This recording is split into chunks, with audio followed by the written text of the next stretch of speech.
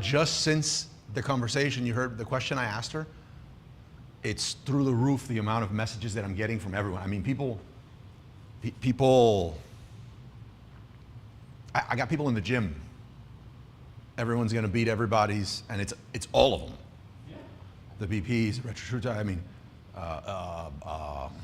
NAD. Something changed. Something happened. Yeah. The market got flooded with something. Maybe all the drug dealers get blown up in the water, so maybe they need something different to sell. Yeah, I think. Well, I've heard that we're live now, by the way. I've heard they do it from compound pharmacies, and that. Let me put this by you just in case anyone's going to talk, so you can throw it. But so I've heard it's compound pharmacies. I heard like BioCell was the first one that I really started digging into it on, and BioCell said that they were pushing the trizepatide and Mounjaro, trizepatide, and that it had to do with compound pharmacies, and it had to do with there was a shortage of something. There was a shortage of something in the market, so because there was a shortage, compound pharmacies could step in to supply it. But as soon as like the Mounjaros and all them could supply it, they would need to back off. And all that middle ground was compound pharmacies, and that peptides were banned. So you weren't allowed to sell peptides. They used to be, but they were banned. So much so that the few people that you could buy them from, like outright on the internet, had to put not for human consumption, like Peptide Science, yep. Send it to you, not dry, like to where you still had to constitute it. But now, all of a sudden I received an email from BioCell, peptides are back. And mind you, are they prescription or no, you just go in there and you order. Yeah, peptides are back. When I saw that, I was like, that's weird, because they do a lot of stuff there, like they don't cross that line.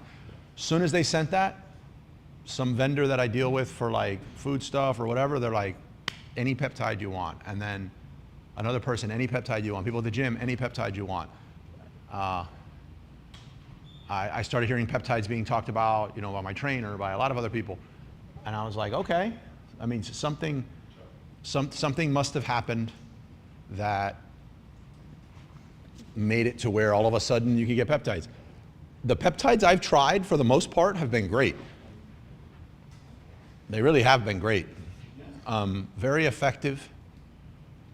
I would say my favorite of all of them is the BP157. I get the one that's a blend between BP157 and TB500. And it's fantastic for mental clarity, inflammation, like very noticeable. Now, who knows, in 10 years they're going to say, that's how The Walking Dead started and we turn into zombies. I don't know. But it's very, very good.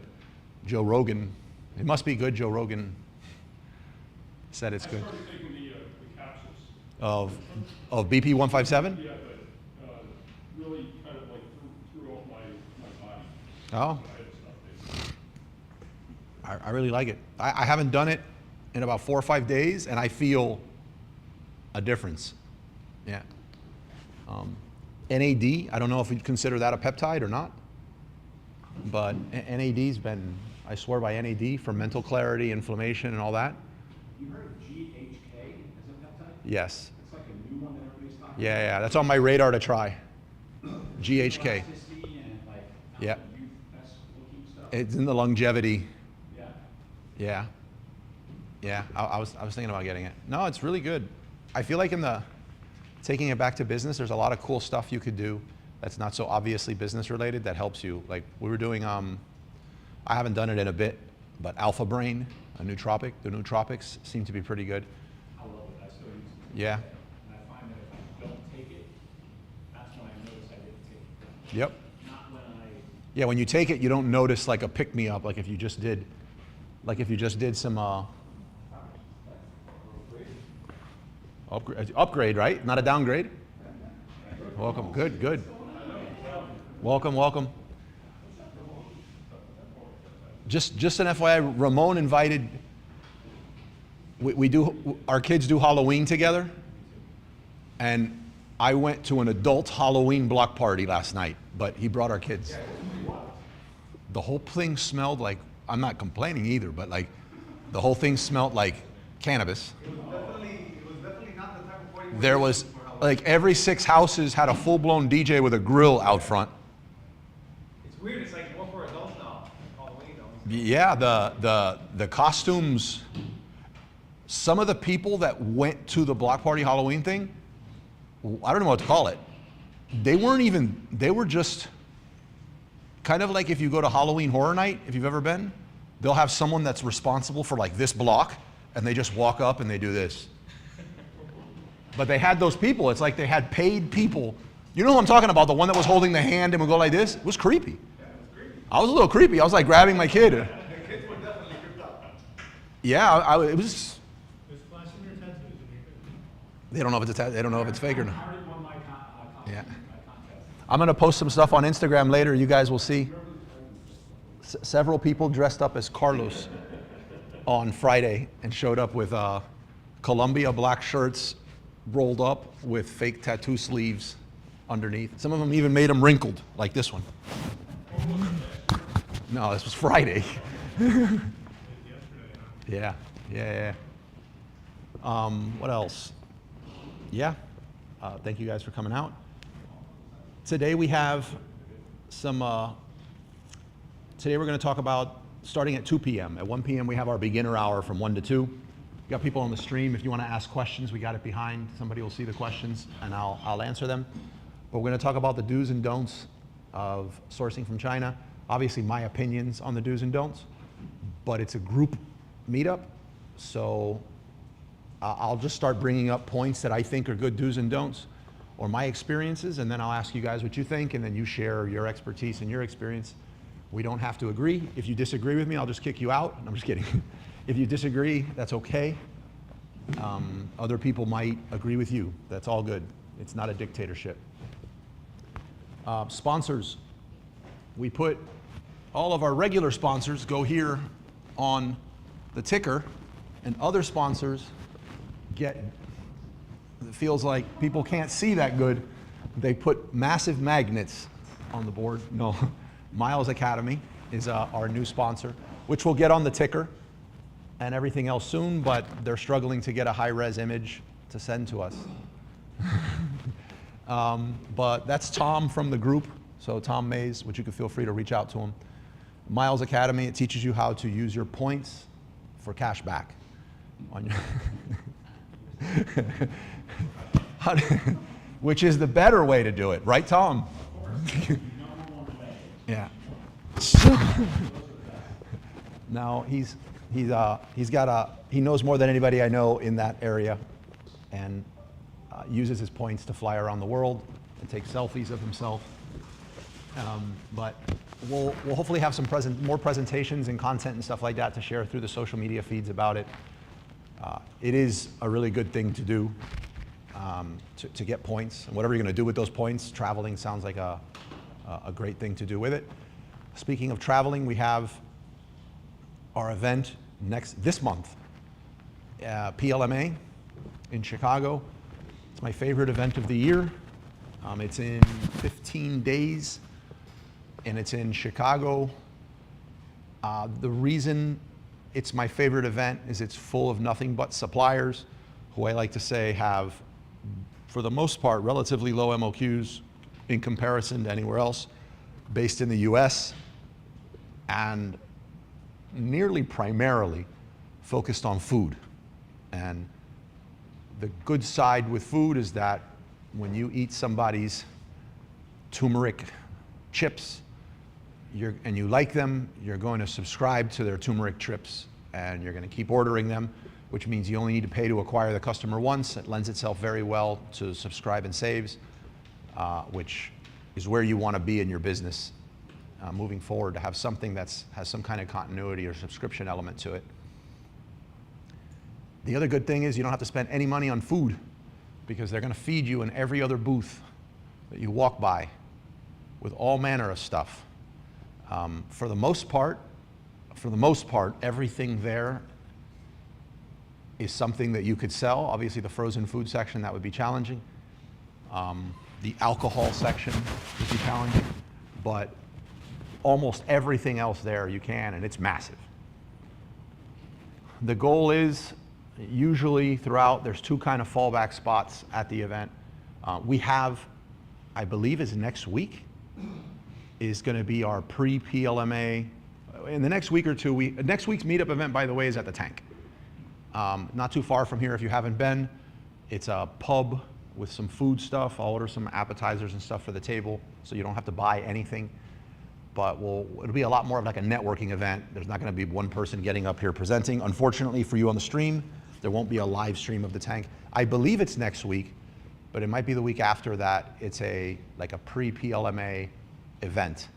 But either way, over the next week, I'll be opening up a dedicated, probably WhatsApp group chat, and start sharing it. Whoever's going to the PLMA, join this chat. I'll disband the chat afterwards, but the idea is so that we could compare notes, communicate with everybody on the ground, find everybody when we're there. There's two fallback spots at the PLMA event. One is on what I guess is the third floor, their Sky Lounge, which is their food court. During lunch, good luck sitting together. But outside of that, that's usually wide open. And you can always go up there with a few other people from the group or somebody you meet. Last 2 years, we connected with some people that Tom met that had to do with co-packing. There's also the bar, which I'd say is the most popular spot. Not that easy to get seats in the middle of the day or on the lunchtime at that bar. They do serve food, but it is a pretty popular spot to meet with other vendors, or if you're trying to meet with someone, it's right there in the middle between all the halls. So if you're like, you don't know what hall somebody's in and you're trying to connect with them, that's the area you're probably gonna be waiting on until you hear back, so you know which direction you should go. It's very, very large, the event. So in the WhatsApp group and in the pre-PLMA, we'll talk about like the best way to go at it with some sort of plan.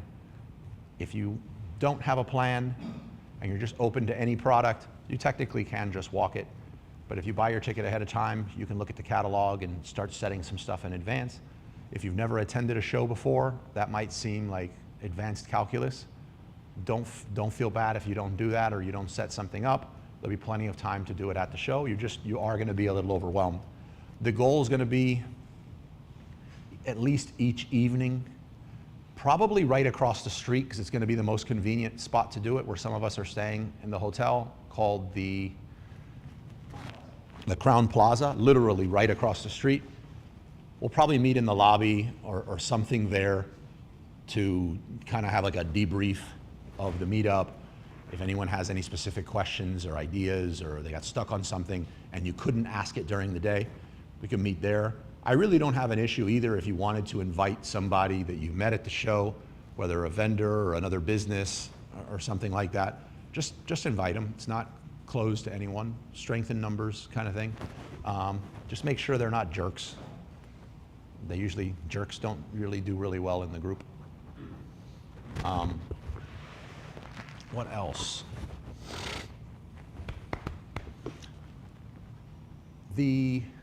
Today we got something pretty unique going on. So today we have our regular event from now until 3:30.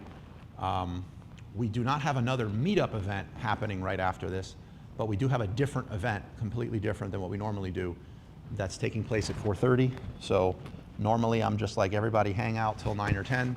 It's not that way today. We have I'd like to say a Toastmasters event, but it's not a Toastmasters event. How would you describe it? It's a speaking event. So I'm speaking, you're speaking, or you stepped out? I'm speaking, and like 5 or 6 other speakers are speaking. Has nothing at all to do with e-commerce. And each of the speakers speaks for about 10 minutes, but it's heavily influenced, organized by Toastmasters, which is a local chapter that meets here. that's, again, there's not gonna be a hidden Amazon tip in there. But I think the presentations are gonna be really cool. I think the topic of mine is what is love? So to give you an idea of, like, has nothing to do, if you're going in there to hear what Carlos has to talk about e-commerce, you're gonna be really disappointed. But cool event, gonna have some snacks and stuff. I don't know if it's sold out or anything too. There's a sign-up process for it. I'm not the only one who runs that event. Do you know do you have any idea? You're out of the loop? Yeah, I have no idea if it's sold out. So yeah, that's all you know. So if you see me rushing you out, you understand why, because I got to get set up for another event afterwards. What else? Podcast. Recorded 2 episodes. So for those of you that were following along on the Wizards of Ecom podcast, those are going to start getting published again. I told you I was retooling and I published every week without fail for quite some time, and then I didn't publish for a few months. And it was because I really wanted to approach how I was doing the shows and what I was talking about completely different. It was starting to feel like work and I wasn't enjoying it anymore, and you really got to enjoy the content you're creating. Oh my God, I don't know how I didn't lead with this. We do have another bit of news. So we launched an email newsletter for the group. For those of you that, it's not for the group, it's for anyone that wants to get in there. I'll try to share some of like the back end of the emails for the people that want to follow along with, like, we talk about growing an email newsletter for your brand. But also the email itself, you can find at creatorpaycheck.com. Sign up if you're into learning about stuff that has to do with becoming a creator. So you want to create UGC content. You want to learn like tips and tricks to make money as an Amazon influencer, make money as a UGC creator on YouTube, TikTok, Instagram, any of that stuff. We're going to talk about stuff in that newsletter. The newsletter it's a Wizards of Ecom product, if you will. It's spearheaded almost entirely by Erica, who is part of the company. She's part of the team at Bluebird and Wizards of Ecom. And she, I would say a year ago, was a person that you would describe as doesn't have social media. Has posted like one time on social media her entire life. And I met her, super smart. Her specialty in college is psych. And I met her, she's also, unrelated, but she's also the girlfriend of one of my business partners, Andres. And when we brought her on the team, her role was, hey, look, this TikTok thing is giving me a headache. What's up, bro? This TikTok thing is giving me a headache. I've had this on my list of things to do for quite some time. I really don't see when I'm gonna have time to figure this out from the creator side and learn a lot more how brands can take advantage of it. So I'm hiring you as the first person on our failure team. And as a person on the failure team, your role is to move fast and break stuff. I need you to just figure out what doesn't work as quickly as possible. I will pay you to just fail and open different accounts, do black hat stuff, do white hat stuff, do stuff that random people recommend, just figure out what does not work.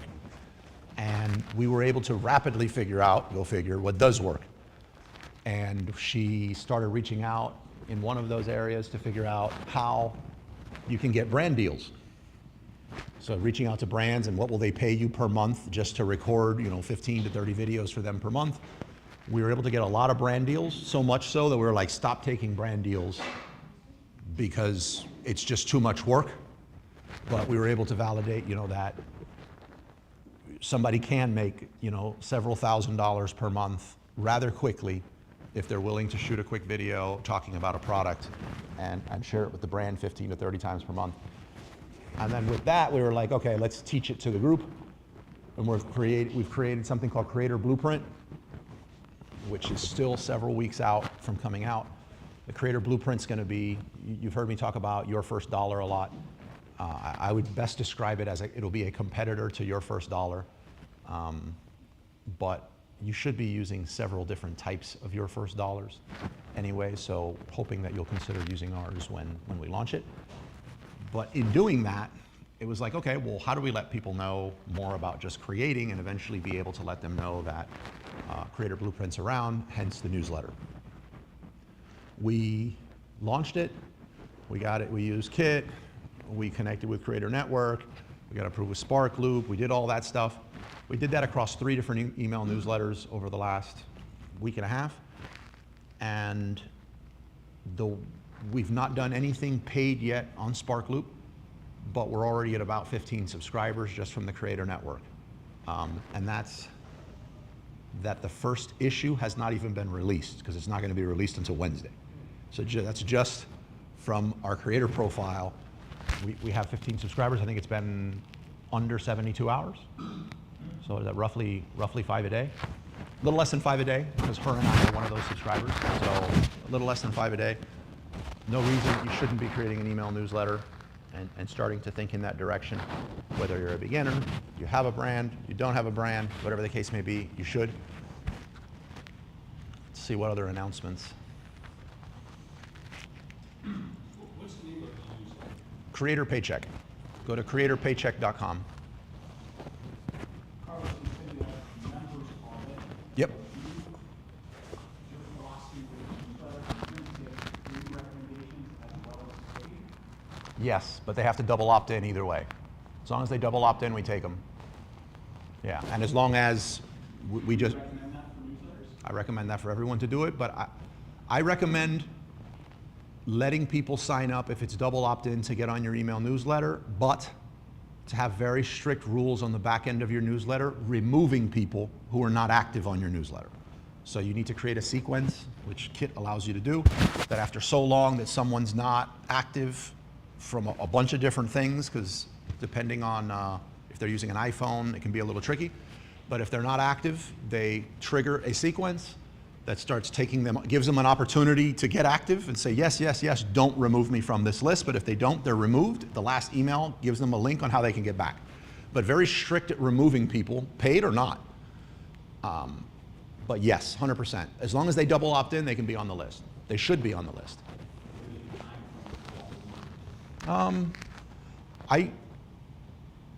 Different for different stuff. What I have right now is a month. Right now. I'll probably open it up, but a month, well, not so much. Right now it's short because it's a weekly issue that goes out. When we get up to 2, 3, 4, probably 2 or 3, probably 3, but when we get to 3, at that point will be 12 issues that they didn't hear about. Like we didn't hear from them on 12, we'll start the sequence and the sequence would last 2 months. So that's, right. I'm going to be tracking whether they open or whether they engaged with anything in the newsletter, like if they clicked on any links. I'm also going to be able to track if within that span of time, we'll have something on there that they will have needed to opt into or had the opportunity to give an additional email to. Because it's kind of like, I'm giving this giveaway, but it's asking for an email. Why ask for an email? I already have their email, right? I'm asking for their email because I want to see that they're active and that they're having an interest in this topic. So if they provide their email for any freebie or anything, we'll be able to see it and we'll count that as an engagement. But if engaged at all or even opening it, they can stay. What was it? 2 months ago? Like that? How many emails? It will be 1 email a week, a total of 8 emails. That would be for the 2 months, so 8 emails. 8 emails just reminding them, hey, be active, kind of thing? Right. One of the emails is not totally fleshed out right now because one of the last emails is going to be our 3 best emails. Right now, we don't know what our 3 best emails are or our 3 best resources. Kind of like, hey, look, last chance, you're off. These are the types of resources you'd be missing out on. But since I don't know what those 3 best emails yet are for them to read, I don't have that fully fleshed out. So, Will you be having a newsletter kind of lead up here so we can go through step by step with our own? I was thinking about saying that now, but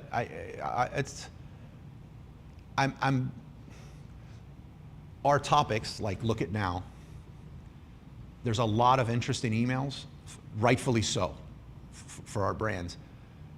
But it is, while it is super important, there's a lot of other super important things that have to do with your brand and growing it. I'd like emails to not dominate the conversation in our Saturday Amazon seller meetups.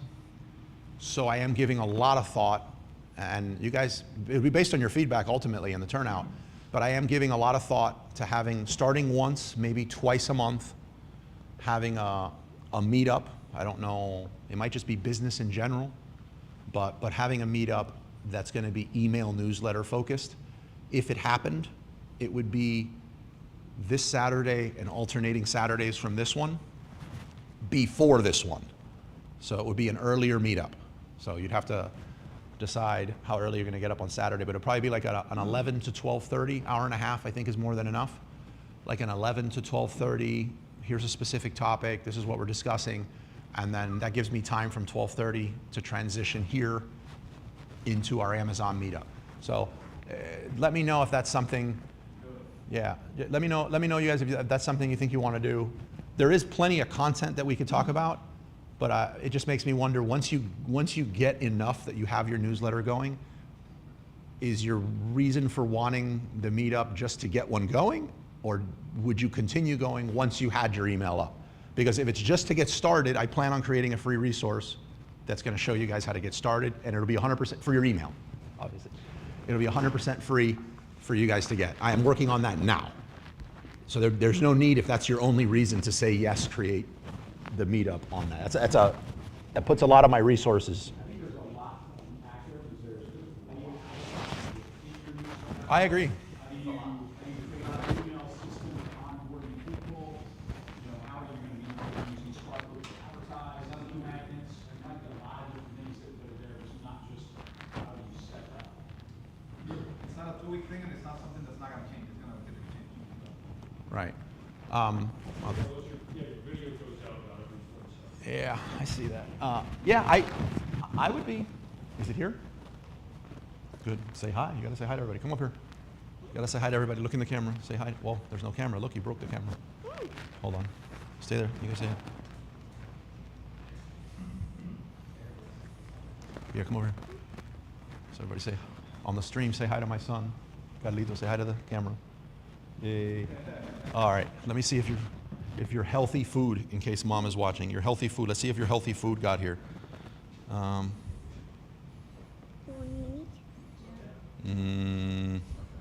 No, it still says 10, 15 minutes.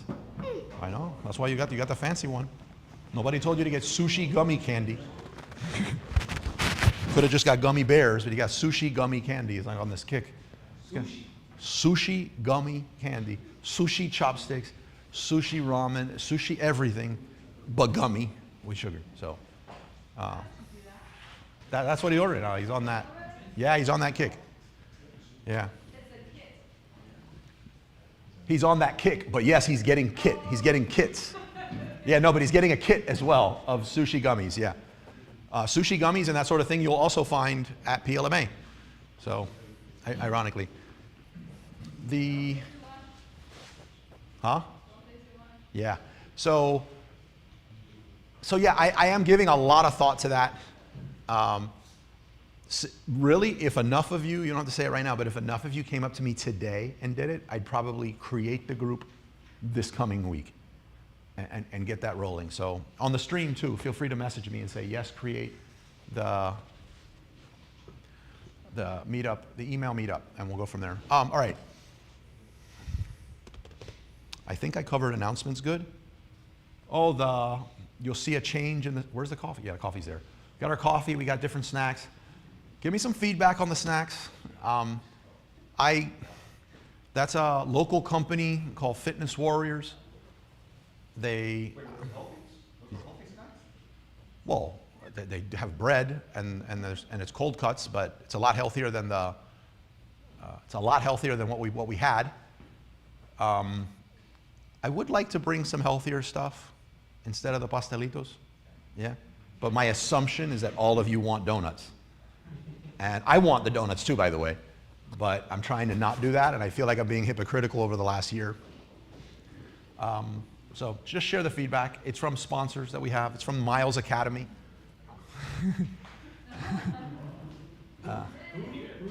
Miles Academy in the back. He said if he was going to sponsor, he needed to stay true to his insulin tracker. And I know. I don't know. I don't know why it's going in and out, which is pretty frustrating.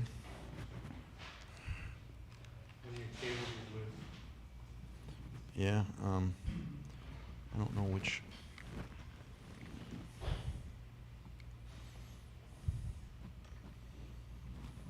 Yeah. What time is it? How are we on time? Oh, wow, we got a lot of time. Okay, yeah, we're in the beginner hour. Who has questions? Ting. Somebody throw one of those mics to her. And if you can on the stream, let me know if... Guys, I haven't played basketball in like 10 years. We were wondering. I know. My question is, for the content, for the brand, as a brand owner right now, there's a trending word over, I want to say TikTok, the red note is called personal identity. Your brand is your identity. So if you have a brand at this point, now, most of my content right now is faceless, and if I swap to personal, just a face, I'm the image of my brand. My face is the image of my brand. And is it going to hurt anything for resale value in the future? No. You're wondering if you're the face of the brand, is it going to hurt your resale value? Yeah. No resale, like in the future, if you resell, if you want to decide to exit the brand business, and is there an impact on the Well, what normally happens, I mean, yes and no, but what normally happens when you go to sell your brand, you don't just wake up one day and decide to sell your brand, right? You usually think about it. You want to have 3 years of like growth, ideally. Like you thought about this ahead of time, the way you spend money on ads, how frequently you're reordering. All of these things play a part in gearing up to exit. Because what you're trying to show really is more profitability. And if you just launched 8 products this year, you're not. Like you have 8 new opportunities, but you just sunk a bunch of money into that. So you need to think about that ahead of time. At the same time that you've decided that you're going to start moving towards an exit, you would at that point decide to start removing yourself from being the face, which gives you 3 years of doing this. You'll notice it a lot, like if a company sells and they have a podcast, they'll bring on a co-host. And they might go through a few co-hosts, and then eventually the co-host is just running it, and then the co-host, they have this amazing announcement that the co-host took over and is saying farewell, and the person's saying, they're stepping away so they can focus on growing this other side of the company, blah, blah, but they little by little start pulling themselves away from being the face. If somebody went, like if I went to go sell Wizards of Ecom right now, and it's me every Saturday and just me every Saturday, there's always going to be the question of, well, if you remove Carlos showing up on Saturdays and talking, would people come? What would that look like? How much of it is like relationship based that they're connecting with Ting and not, the brand or the content? So for right now, you're about to get your product. You got a long way to go. So in the meantime, you decide to just do it yourself, or you could hire someone, to do it now. I recommend you probably do it yourself. Yeah. Cool. What other questions we got? Ramon? Oh, we got a question here. Harry wants to know, hi Carlos, have you ever moved a mold from one factory to another? Basically, sometimes quality is good, sometimes bad, but I'm worried if they move it, they will either not do it or sabotage it somehow. Wow. So moving a mold, in my experience, has been very complicated because of a few things. One, sometimes the factory makes the mold, and you never actually fully paid for it. And they plan on paying it off over thousands of units that you're going to buy in the future. And since you may pull the mold from them or want to pull the mold from them before that time, you're kind of learning that you didn't really pay for it. The second one is most factories that I've worked with don't store their mold correctly. Like there's some factories, there's some factories that just store it and take care of it and treat it. Molds usually don't last forever. They deteriorate. And as they deteriorate, the product that they produce lowers in quality. And I have never had a factory in China. You did say China. So I've never had a factory in China sabotage a mold. I would actually expect that more out of a US company that I've worked with than a Chinese factory. And by the way, like in the topic today, we're going to talk about some stuff like that. So we're going to talk about comparisons in factories all over the world. I'm not attacking any country. I'm definitely not attacking the US where I was born and where I love. I will say though that if I worked with 10 random factories in the US and 10 random factories in China, my experience has been I usually get ripped off more in the US than I ever have in China. The stories you hear though, and the scarier that it seems is when you're talking about China, you're talking about you probably haven't been there. You probably don't know the person on the other side and you're blindly sending them money and it just psychologically feels a lot. You hear more horror stories. But my experience says the contrary. Like I've personally, has anybody here ever had their mold or products intentionally sabotaged by a factory in China? Yeah. Now, whether they'll do it or not, okay, here's the other one. A lot of the times the mold that was made might not be compatible with the machine on the other side.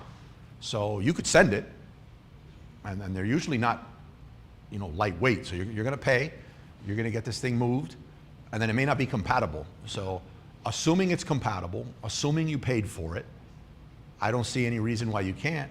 I'm sure the factory's going to push back a little bit. They're going to lose business, so they're going to try to convince you to stay with them to do business. But I don't see why there's an issue. What I do now when I pull a mold anywhere, any country, is I let it be known in the beginning that when not using the mold, that I'm in possession of a mold. And there's a lot of third-party companies that basically just act as storage units for molds. So get it moved there and you wind up paying something like, I don't know, you might, if it's in China, it might be $50 US a month, and just get it moved.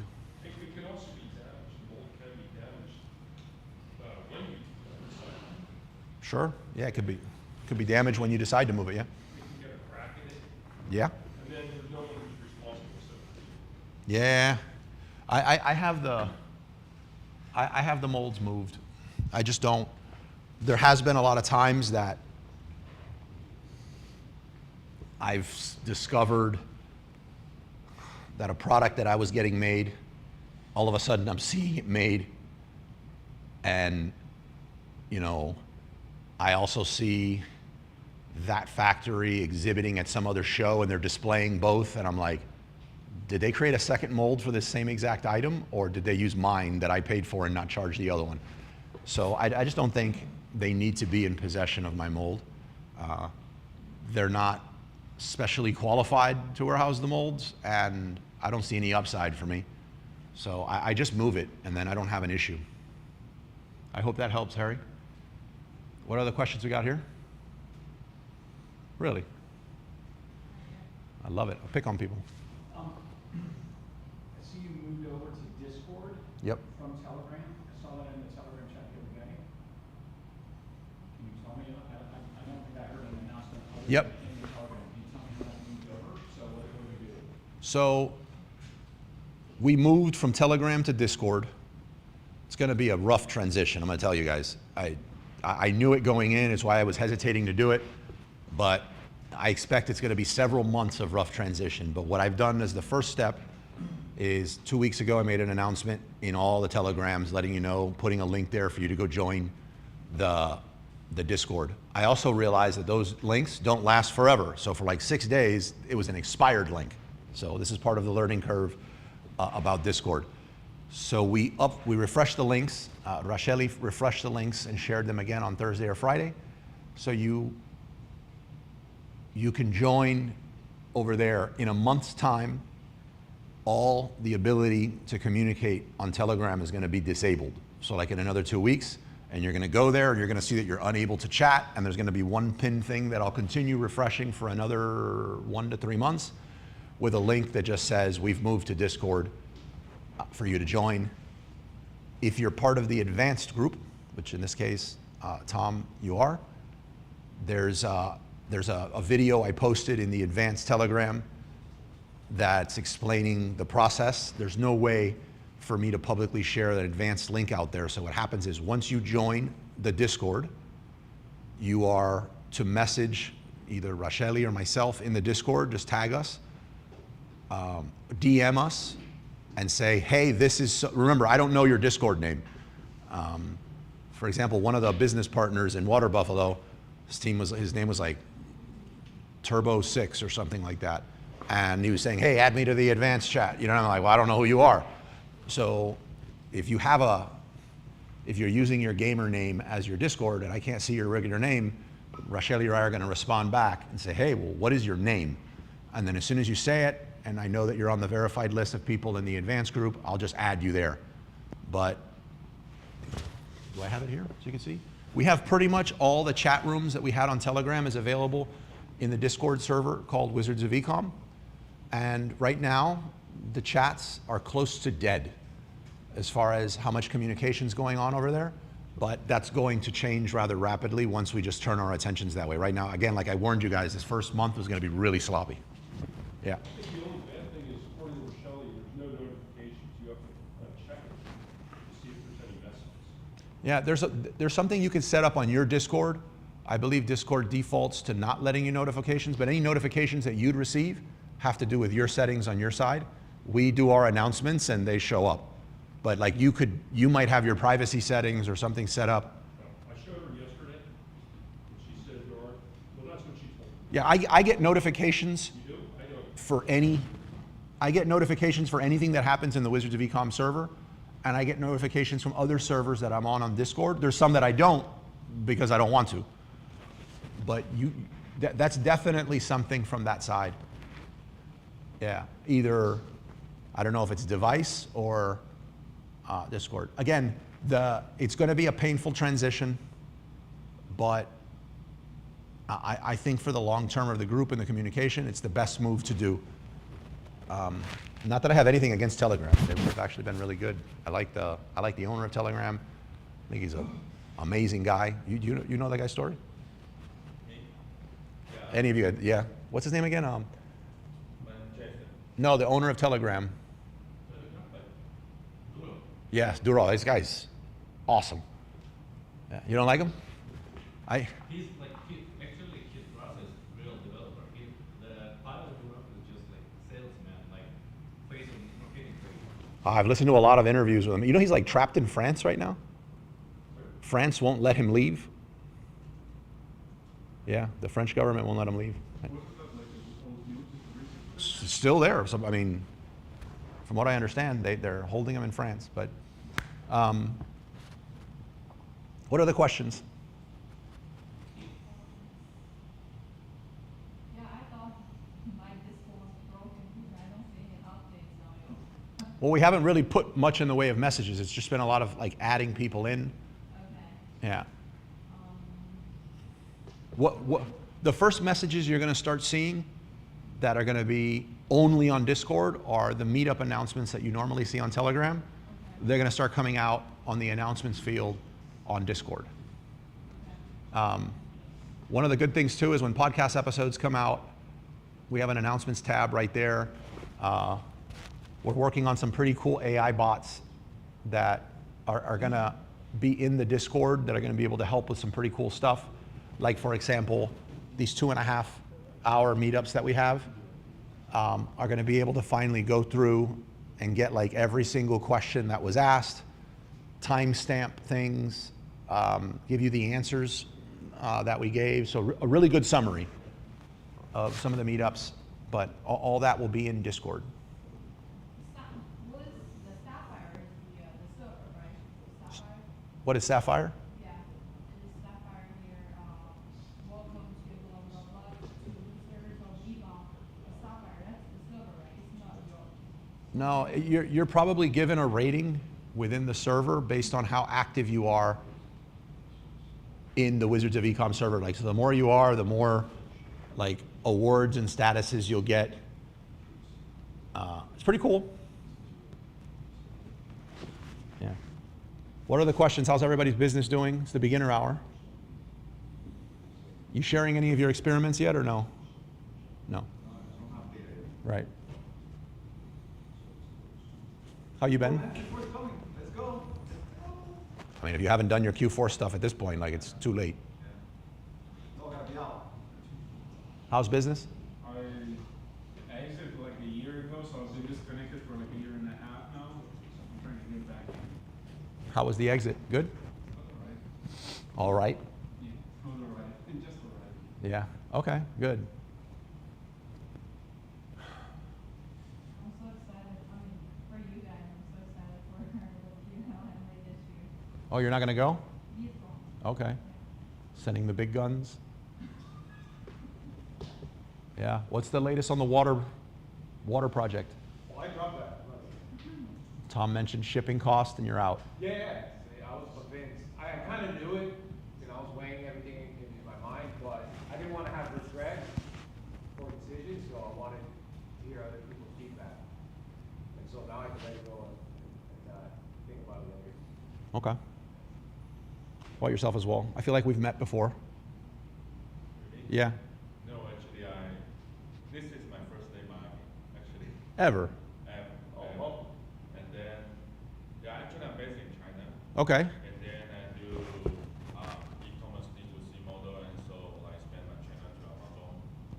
And I do skincare. Oh, good. Right now the supply chain of mine is not in China, it's in South Korea. Yeah, South Korea beauty products are amazing. We first started in China, but when we scale to like small eight figures per year, like no, big seven figure a year, like all the comments are asking where the supply chain is, right? So we kind of going to list our image to South Korea, like beauty stuff. Yeah, so we moved there. That's one of the reason, and another reason about it is actually like indeed when you do like e-commerce thing in the States, when it's related to something on the skin or something it is, there's a lot of regulation that Chinese supply chain may not be able to certify. So there's another reason that we moved to South Korea for the more like advanced like consulting service from the factory. Yeah. Skin. Are you just traveling through Miami or you moved? No, I'm trying to stay more here because actually all my e-commerce target is the US market, right? So no reason that I start myself in Hong Kong. Did you start the company? Yeah, long ago already. I've been doing the game for like 7 years. Nice, man. Nice. And you said you're close to 8 figures, above 7 figures? Right now we do for skincare brand, we do 20 million last year. Okay. This year we're still waiting for the big one. Okay, cool. Let's connect afterwards because it seems like you might be a good fit for the advanced sessions that we have. So whenever you're coming through in Miami, but let's connect afterwards. We can stay in touch and make sure it's a good fit. Yeah, cool. So you pretty much split time between here and China, Hong Kong. Yeah, like I will like try to spend 40% of my time living. Nice. And in my mind, you saw the meetup and you're like, I'm flying all the way to Miami for the meetup. That's what I heard. What are your plans in Miami now? No plan, just trip here. Right now, still no plan. So my focus is that trying to attend all the big events that I can find and then connect with people. Yeah, and then anything related to e-commerce. What type of big events? Anything related to Amazon, Shopify events I will attend.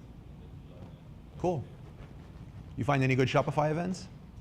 I think so. There's one like holding in LA, I guess. Like In where? I think LA.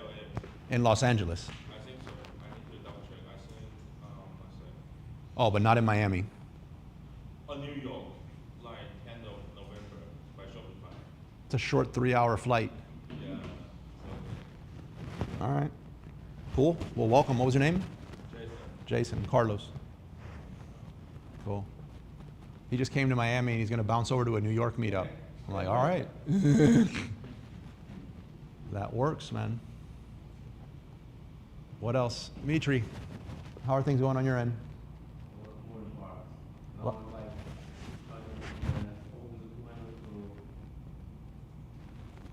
One day it's disappointing, another day it's like everything's going on good, but I got estimates from one supplier, they're way too high for my product,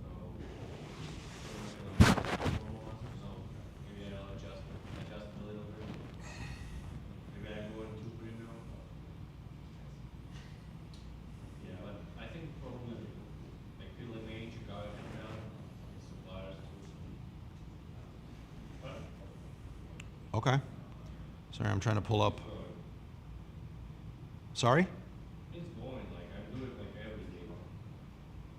Do it like, home now, supplies, home wars.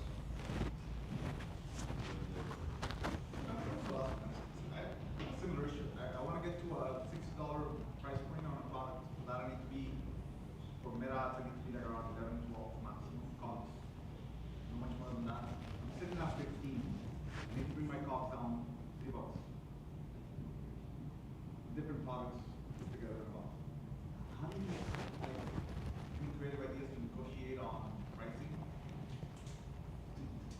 I know it's not a very easy question to answer. You need more information than that. But I'd first get an itemized breakdown on how they're reaching that price, that cost of goods, so you can see what you can do. Like, for example, one time I went to go launch it looks like the Chemex glass pour over coffee. You know what I'm talking about? And it has a wooden collar to it, a long time ago. And my quote came back at like, I don't know, I think it was like $10.50, which was a shocker for me because it's all glass pretty much, it felt, and glass is like nothing. So I was thinking that the quote I was gonna get back was something in the range of like $2, $2.50. And I decided to try to, beat up, go aggressive with the pricing and da-da-da. When I got an itemized breakdown, what happened was I sent them a sample. When I got an itemized breakdown of the product, from them of how they reached the cost, about $6.50 was in the collar, in the wood and that leather cord. And what it was is they went out and got that type of wood that was used by Chemex to come up with it. And apparently it's a really good quality wood that they're using. And I said, hey, why is this wood so expensive? Like, your cost on this wood here is about the same cost as my cost on a 25 count wooden humidor box. Like, it doesn't make any sense. And they told me the type of wood and this and that, and I was like, can we bring this down some? Can we use a different wood? And they go, we recommend, and I'm sure this is not the real name of it, but they said it was like Chinese wood or something. And the cost was like 75 cents. And I had the conversation, I was just like, why wouldn't you have recommended that? And it's because this is the thing you said that you wanted. So at some point you may have led them down, this is how I want my stuff, and this is how I want you to make my sample, and they may be just doing that. And when you get an itemized breakdown of everything, the packaging, the insert cards, like all this stuff, you could see where their $3 is, you need to do what? You need to shave $3 off of what? total costs. And where is your total COGS now? 15, I need to get them to 12. That's in the realm of doable. That's doable. The other thing I've done is place larger orders. And if you don't want to place a much larger order, kind of place a standing order that say, hey, here's my commitment that I'm going to make to you over a year. And I'm going to be ordering at this cadence. But because I'm doing that, like, I need my target price to be X. That's the, yeah, you might be able to find somebody else to make something that you think is super expensive that they're quoting you for. Like, but you got to get the itemized break. Marketing to get more commitments that people are actually going to pay $60 in product. I would say that's, One thing that I needed so that it's 11, 12, not 15. yeah. All right. I feel like I need an energy drink. Let me get a coffee real quick. That thing stopped blinking behind me, right? The camera? Yeah.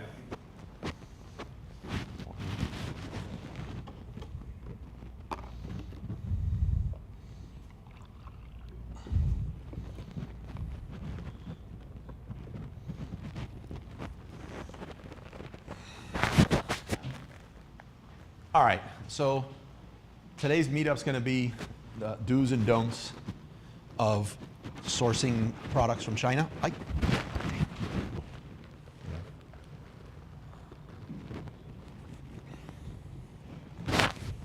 me just get off this chair while I'm doing this.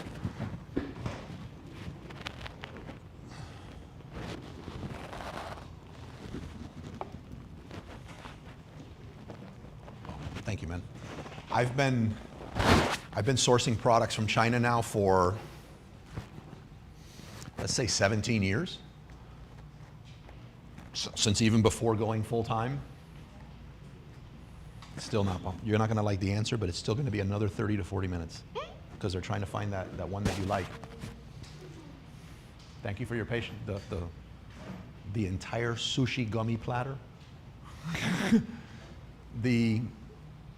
I've been sourcing from China for 17 years.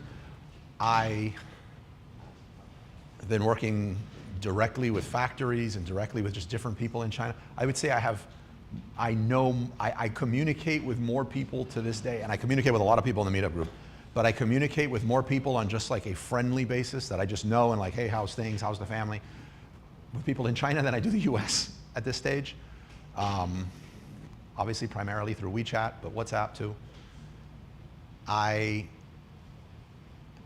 been working with Alibaba. I don't know when Alibaba started, but I remember working with Alibaba when it did not look anything like what it looks like now. And unfortunately, I think most people, like if you were to just ask what is Carlos's opinion on sourcing products from China, they only remember kind of like this origin story topic that I talk about where my first order that I got ripped off for like $80,000. So that must mean that I'm like totally anti-China. Couldn't be further from the truth. I blindly sent money to someone without verifying the goods that claimed to have a whole bunch of factories in Hong Kong, and a simple Google search would have debunked that this was just a scammer. And there's scammers all over the world. It's not a representative of China or Alibaba or anything like that. I blindly sent the money and I got ripped off. For the most part though, almost every other aspect for me of working from China and sourcing products from China and discovering new ideas and relationships and everything has been absolutely amazing. Fast forward through a lot of time, and here we are now. There's a lot of things that are just happening in the world. I have a GED, so I'm not going to claim here to understand global politics and all of this stuff, nor is this the place to discuss politics. But yes, really high tariffs is not a pleasant thing for all of us because it's coming, usually, if you don't know how to think your way out of it, it's coming out of your pocket. We're not the only ones being affected by that, though. You know, it's not like the factories that were, and I'm using China and the US right now just because that's the topic we're talking about today. But a lot of this applies to just anyone in the world. It's not like the factories are wanting these high tariffs either, right? It impacts their business as well. So nobody's loving this. Everyone seems to have a reason why they think it's the best thing to happen. And in the meantime, my advice is just focus on creating a really high quality product, really understanding your customer and what they want and how they buy your product. I mean, look at the gentleman right here. He's from China, has all these connections, and he realized that positioning this from Korea would be better for the beauty brand. So you make those kind of decisions. That's all it is. I'm sure it's nothing against China or you know, anything like that. Now, that is not to say that I have not done a lot of transactions in China that I wish would have gone differently. So the idea today would be for me to share in a way of do's and don'ts, probably more don'ts than do's, but that's the same thing. I tell you what not to do, it's kind of telling you what you should do to avoid a lot of those painful mistakes that I made. Some of them I shared a couple weeks ago in my, what was it? I think it was like 6 extinction level things that I did in my career as a business owner, and kind of like how I survived them or something like that. One, off that story, you probably heard on a lot of podcasts when I get on there, everyone wants to talk about, and that's at that initial like getting ripped off for a bunch of money through Alibaba. The one thing you don't want to do anywhere, even China, is just blindly send somebody money without verifying it. So I don't care if it's someone creating your graphics, a factory, whatever the case may be, there's a lot of affordable inspection companies that you can work with. One inspection company that I love is VTrust. I've worked with them forever. You can get pretty much anything you want verified, like the existence. Are they financially stable? Do they have power? You know, is there any quality control in place? Did what they make you actually get made? I mean, anything. So there's really no, if you do blindly send some money for something and you get ripped off, or you blindly send some money for something and you receive a product that's not really what you thought it was going to be, that's kind of on you nowadays, is my opinion. Get an inspection company. If you're like, you know, it's not worth paying the $150, $200 for the inspection company, then you know what, it's probably not worth dealing with the product either. So just move on to something else that's more important. So don't blindly send money to everyone. Has anyone else, by the way, blindly sent money to anyone in China, and did it go well? Not in China. Did it go well? You lost it, right. So you blindly send money to anyone. You blindly send money. You blindly send money to Amazon ads too sometimes. A lot of you, I bet a lot of you are guilty of blindly sending money to Amazon ads. That's a good one. Here's another one. And I found this out accidentally. I always try to be super polite to everybody I deal with. Like, I'm one of those people that stops and has a conversation with the janitor. Like, I'm going to know the person behind the desk and who's cleaning. Like, I've just always been like that. And I accidentally discovered something. And this is back when I think a lot of my communications with China was like on Skype or QQ and stuff like that. But I don't know if it was before WeChat, but it was before I was using WeChat. And it was that, right? And it was when I would put out a quote for something, you get flooded with a bunch of people wanting to answer. It feels like too much. I would take the time, sometimes it's copy paste, but I take the time to thank them, even if I knew I wasn't going to work with them. I took the time to like just develop the relationship. I know some people that say they get ridiculously annoyed because they keep hearing from the person's just trying to do business with you. I respond to those and keep those relationships going. This has helped me a lot, and I think a huge do here is don't think just transactional with whoever you're dealing with, but China included, and think about building the relationship, because one thing that's helped me a lot when I'm needing to go find another factory, or I need a vendor with expertise in something that I don't currently have in China, is I just reach out to some of these people that I've just communicated with, who've wanted a referral or needed a favor from me over here in the US. It wasn't transactional. And I'm like, hey, you gonna be a favor? Can you just call? Can you call so-and-so who I'm working with and just explain how long you've known me, what type of businesses we've done, that I exist, that, you know, I'm someone that you should probably take seriously, that I'm not gonna waste their time. And this factory starts getting a lot of calls from all these people that I've worked with and that I've not. And it's almost the equivalent of having, what do you call them? References. It's just the same thing as references. It goes a long way. So what was the concept? I haven't used it in a while. What is it, Guangxi, in a way? Like it's the relationship-based. It's like these references that you're giving. They go a long way. You know what happened? So when I started first working with China, you get samples. They didn't charge us for samples. But, and I don't know if this is the reason why, but what happened is, imagine all of us and all the different types of money-making schemes that we think of. What happened was somebody thought, well, I could make a business and teach people and charge them for a course on how to make money flipping free samples from China. And then all of a sudden, everybody started getting free samples from China. So guess what happened? They needed to charge for those samples. And now all of a sudden, everybody probably now knows that you get charged for samples to come over. I'm talking about smaller stuff. If it was something bigger that cost a lot more money, they charge. I don't get charged for samples. Anytime that I've had a bunch of references reach out, I've not been charged for samples. So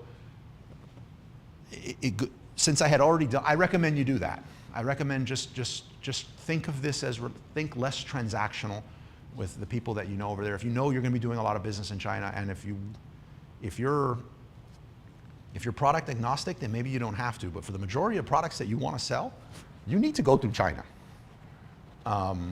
So it'd be a good idea to have some great relationships over there.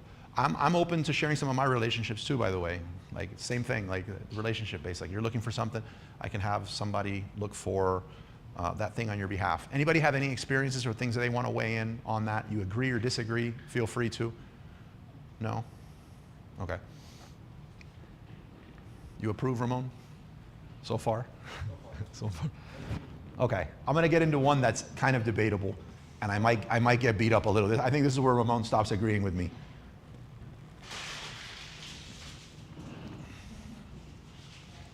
I'm not a fan of what do you call them? What do you call them? Product sourcing, sourcing agents. I'm not a fan of sourcing agents, to be honest. To be fair, not all sourcing agents are created equal. I will say that. But the majority of the time when we're talking about a sourcing agent, what you're talking about is you're going to send somebody out there to go find somebody that makes something based on a picture that you put out there. Already not very effective. And then they're going to find this and they're going to make the connection, and they're making some sort of percentage for life off of this. That percentage is not being paid by the factory. That percentage is being paid by you for life, for one bit of activity for that. Even if your sourcing agent is saying that they didn't do that, they're not doing that, they're not that type of sourcing agent, majority of the time they are. That's how they're making money. It's not the very, very tiny fee that they charged you. Like the way that they're scaling out their entire team is based on that little bit of work that like true passive income on your dime. I can't stand that. Not only is it not effective, but how are you going to negotiate your $3 down, Ramon, when you got 3 sourcing agents involved and they're all taking a little bit? The factory can't. Yeah. Now, there's another type of sourcing agent. Right. I'm freaked out that you agree with me. Right. So there's another type of sourcing agent that, I mean, everybody needs to eat. There's another type of sourcing agent that, well, let me keep with the bad sourcing agent for a little bit. The other thing is, you know what else this sourcing agent does? They're also an expert in 3PLs, and they're also an expert in getting you shipping. And they're not the best place to go to get your shipping. They're not the best place to go to find out where to warehouse your goods. And they're just making a cut off all these different areas for life in my experience. And I don't know, whether it's a Chinese person or a US person or whatever, I just think those are leeches. They're hurting your business, they're hurting you. They don't even know. At least tell me what you're doing. So I know how to position myself, but they're not doing any additional work for this. So now you have another type of sourcing agent that makes that relationship. Oh, more to the bad one, sorry. They also do not connect you with the factory. All communication is through them. You pay them, they pay the factory. I wonder why. They don't want you connected, because if you get connected, basically there's no reason to pay them. Why is there no reason to pay them? Because they're not offering any value. There is no reason to truly pay them after that. There's no value there. Now these other sourcing agents will connect you to the factory, find you what you want, will connect you so you can communicate with the factory. That's, to me, super important. And they're going to offer services that are going to help you grow that communication. They're going to check on the project. I wouldn't just believe they're a project manager, but they're going to handle some communication. They're going to be able to talk to them while you're asleep. They're going to be able to give you some tips that you may not have thought of. They can help with other areas and like anticipate, you know, you need to ship this. This is what I'm thinking. This is what I'm going. Can you beat this? Like they become almost like a team member in a way, an approved vendor, if you will, in your company. I think there's a good spot for those types of sourcing agents. To be fair, with Alibaba, with Axio, with a few relationships on your own, I do not think you need somebody in that position in your company. You need to know your product. You need to have that relationship direct. You don't need a middleman there.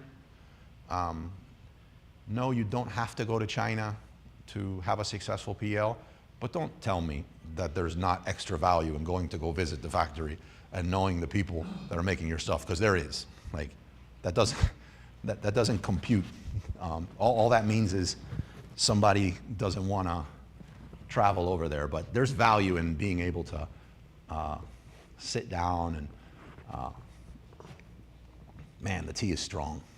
But like, go over there, break bread, get to know your factory, sit down, you know, the people that are making your product across from you. There's a lot you can gain from that.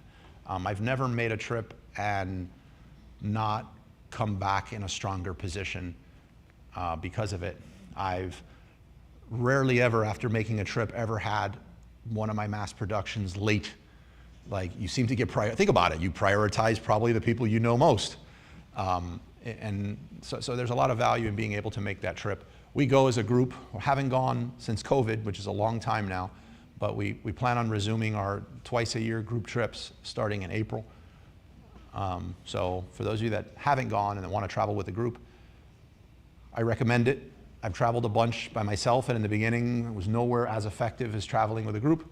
We do not charge to go as a group. A lot of these other groups out there charge thousands of dollars to go with us. I mean, you pay your hotel, you pay your plane, your massages, your wine, whatever you're into, but we don't charge you to travel around with us, visit some of the factories. We primarily go to the Canton Fair, primarily phases 2 and 3. But when we're there, we'll do Cross-Border Summit, we'll do Hong Kong Mega, we'll do a lot of other stuff. We'll go to some of the really cool meetups that they have around that time with Chris Davey. So it's a good time. It's a really good time. We have a lot of growth there. When am I going to go? Well, the next one that we're going to do as a group is going to be in April, so it's possible April. Yeah, and Ting's asking in that way because I've gone, I don't know, I've lost track of how many times I've gone to China, and after everything I've just said, I don't enjoy going. It's been great for business. I get sick every time I go personally. Most people don't. The food doesn't sit well with me. I don't know why. And I'm adventurous. It just doesn't. It doesn't sit well with me. And I don't know. I guess it's an allergy or something that I have. But a majority of the factories that I visited most frequently, they were in Chaozhou. And Chaozhou. It's my hometown. Well, Chaozhou. I don't know about the last few years, but a majority of my contacts are in Chaozhou. And when I used to go to Chaozhou, the air was like, you could see kind of pollution in the air. It was like a red, almost like, and it just wreaked havoc on my sinuses. Like my sinuses were just horrible. But it was great for business. My friends were there. You know, some of them that I've attended, you know, their weddings. Like it's a great place, beautiful. But man, it's your hometown. No, you mean, is it a city like 3 hours away, Guangzhou? Yeah, 3 hours away, Guangzhou. Yeah. It's my hometown. Yeah. What was the time your last visit there? The last visit would have been like 2019, 2018. The same pollution at that time. What kind of product you sourcing? Oh, it got increasingly better. Yeah. But and that's why I'm saying I don't know how much better it is now. Like maybe it was great, but when I first started going, it was really, really bad. Primarily like ceramics, textiles, yeah, porcelain, ceramics, stoneware. Okay, so sourcing agents, who here works with a sourcing agent? Right, oh, half a hand. You work with sourcing agents? Yeah. Yeah. For stuff in China or stuff in South Korea? Actually, both. Like in my early business, then I was the sourcing agent, but in China too. But later, I don't work with them because they bring me into the gate. I know what to do. And the South Korea one is 100% some of the international connecting with the factory that how we pay them for the communication rather than pay them to be the Right. Yeah, so this one has to, they also like guide us through like how we need to pay attention to in some feature milestones. We think it's very worth it. Cool. I'm glad you were working with one that's kind of the latter. One of the other things too is like if you don't really have the experience, you get a sourcing agent and say they seem to fall into the latter where they're going to handle all this communication and everything. Just because they're willing to do that doesn't mean that they're qualified to do that. So what happens is you're like, wow, this box is checked. I have somebody that does this thing. And you kind of like remove yourself from it. But in reality, you could be working with someone that, you know, doesn't know what they're doing and they're learning on your dime. But Ramon, Tom, both of you raised your hand with sourcing agents. Do you want to defend sourcing agents or share anything different? And if we can, throw the mics. Well, they make your life easier, but for sure, if you think. I'll throw it. Sourcing agents not hiding costs in there, not telling you about, they're lying. They do make your life easier.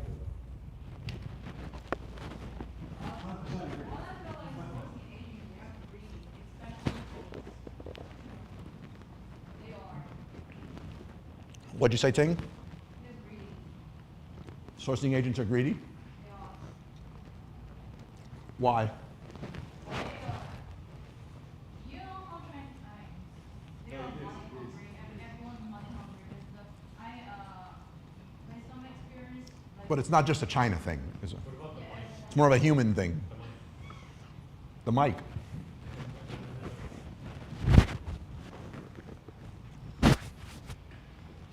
based on my experience, it's because maybe I read the language, and that's why I can see more about what it's saying. Maybe for you guys it would be easier, but for me, I can see more than the language behind it. Yep. The culture. So they, yes, you guys get a lot better. I mean, get the convenience. You guys need for the convenience, but for what I see, it teaches a lot. Actually, not a little bit, a lot. I feel like if you guys might go, oh, it's worth it, it's a good time. For me, that when I see it, as a business owner, they are just being greedy and overpriced. Okay. Thank you for sharing.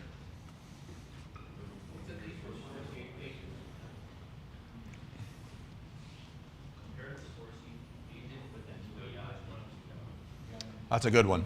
Okay. I think there's a lot of AI right, especially Axio. I think there's a lot of AI right now. And I've been seeing some of this AI in China that looks really good and scary. But I think with a lot of these AI tools out there like Axio, I don't understand how these sourcing agents are still, I don't understand how they're still in business. Like, I'm assuming it's because there's still a gap between knowing they exist. There might be somebody that even if they knew they exist, so they either don't know that there's tools out there now that can do this, or they know and there's just this assumption. It's going to be way too complicated. I'd rather just deal with somebody who knows better. But the AIs out there right now are just insane when it comes to that. And I personally think Axio is leading the charge on it. Who here's not messed with Axio? I should. My God, yeah. That thing's getting better by the day. I could definitely get rid of my, if I worked hard at it, I'm sure I could get rid of my sourcing agents. Oh, 100%. Absolutely. 100% with Axio.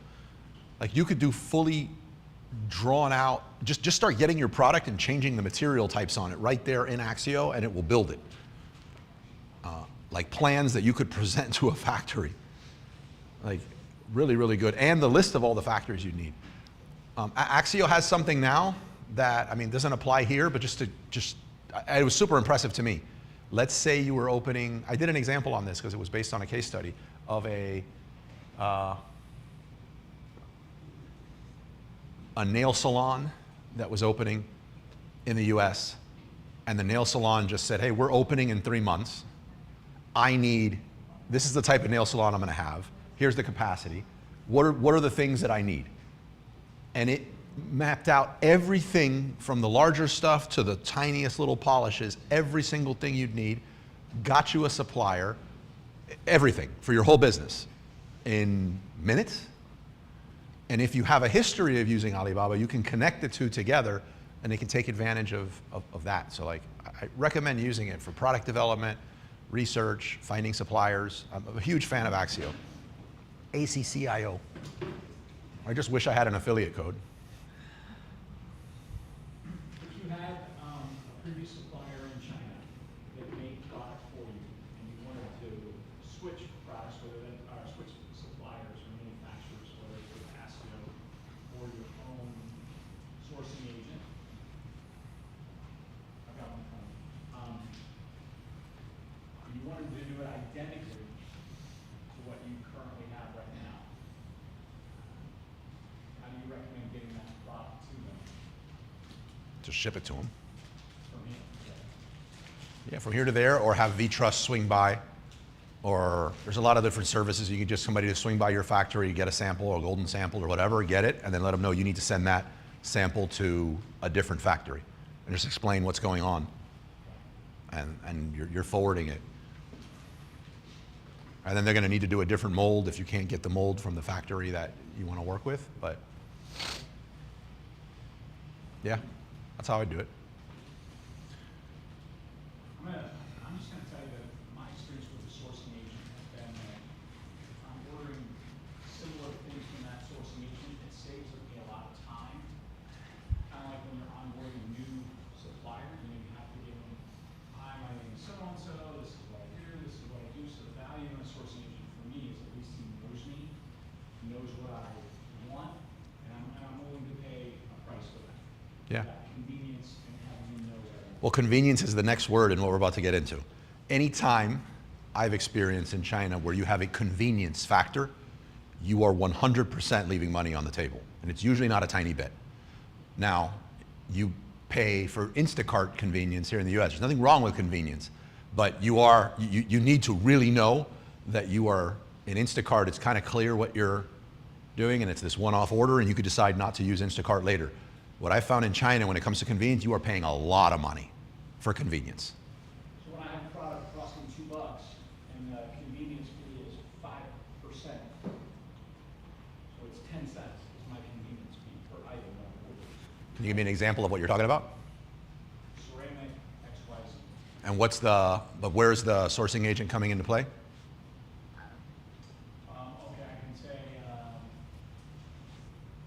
bags. I get a lot of bags from China for packing here in the US. My bags run me 17 cents.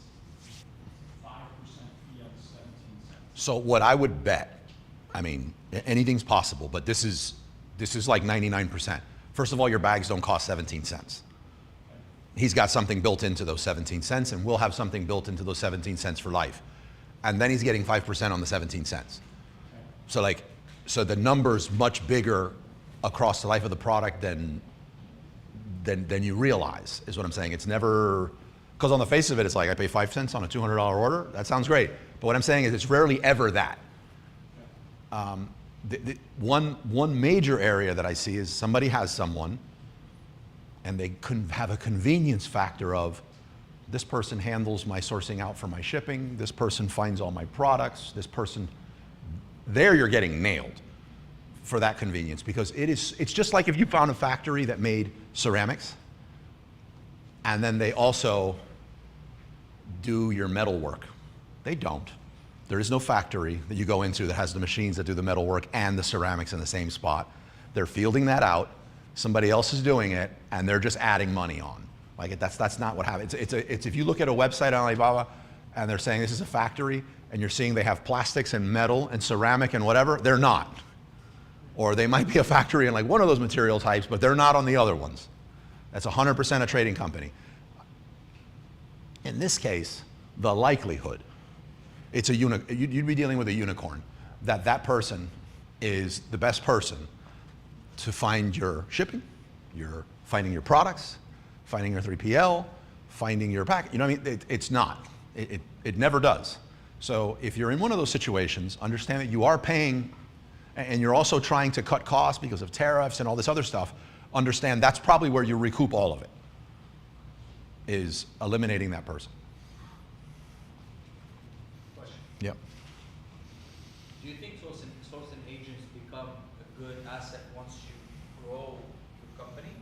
Because once you grow to many products and you grow your catalog, you don't have the time to go on each product or source whatever. You have like, let's say, 50 products or whatever. Do you think at any point the sourcing agent is positive? What are you using the sourcing agent for? To discover who makes that product? Yeah. 100% no. The AI can do that.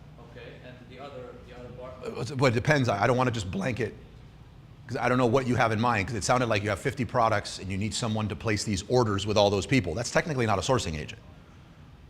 You know, that's just a catalog manager is what you're talking about, that needs to manage the catalog. Someone that does forecasting, that communicates with it. It's not a sourcing. But if it's finding the products, that's AI. And it's probably like 40 to 60 bucks a month for a really, really good one. I would use Axio. But I mean, if you don't like Axio, there's other stuff. But Axio is fantastic. Have you guys mentioned, speaking about AI for a second, has anybody here messed with Atlas recently? You guys have seen Atlas? Yeah. Yeah, I don't, I'm very Gemini and love Gemini. I'm like, I feel confident now to just go out there and say, I think Gemini is better than ChatGPT, but I'm still messing around with ChatGPT, and ChatGPT has Atlas. Really impressive. It's Apple only. Huh? When's it coming out for Windows? But who would have, what successful entrepreneur would have Windows? Oh. ChatGPT is going to come out with 9PO next year. They're going to launch it. It'll be a $1 trillion IPO. Atlas is really impressive, but Atlas could just, it's their own browser, and it can just do your work for you. They can just do your work for you. I was putting it off to go look at it, but then somebody on the team that we have now, the youngest guy on the team, he works a couple hours a day, real brain too, Alejandro, 15 years old, crushing it on our like app and like the in the trenches Shopify side of things. And he rides with me to the gym. His dad's my trainer. And on the way there, I don't know what to talk to about a 15-year-old, you know what I mean? So I was like, how's school? You know, like, and he's telling me about school, and I'm thinking, my son gets loaded with homework at, you know, in second grade. Like, do you get a lot of homework? And he's like, yeah, but I have Atlas. I'm like, what's Atlas? He goes, it just does my homework. So like anything you have on ChatGPT, as many tabs as you want open, anything like that, you just let Atlas know what you want it to do, and it just does it for you.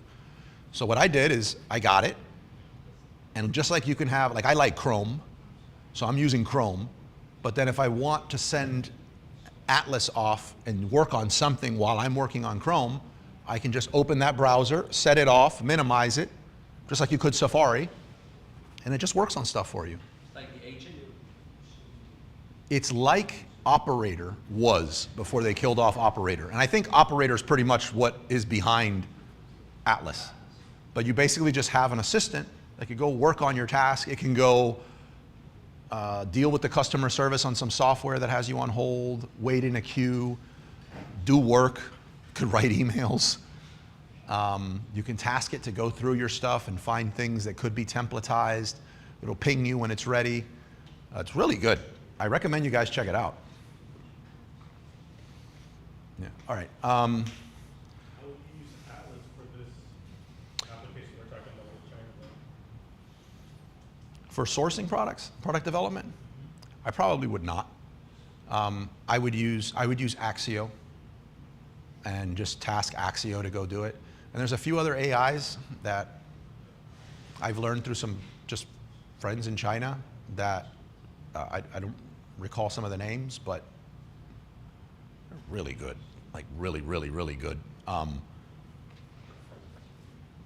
But I would use Axio for product development stuff. I also think that just because an AI exists and claims it can do something doesn't mean you should do it.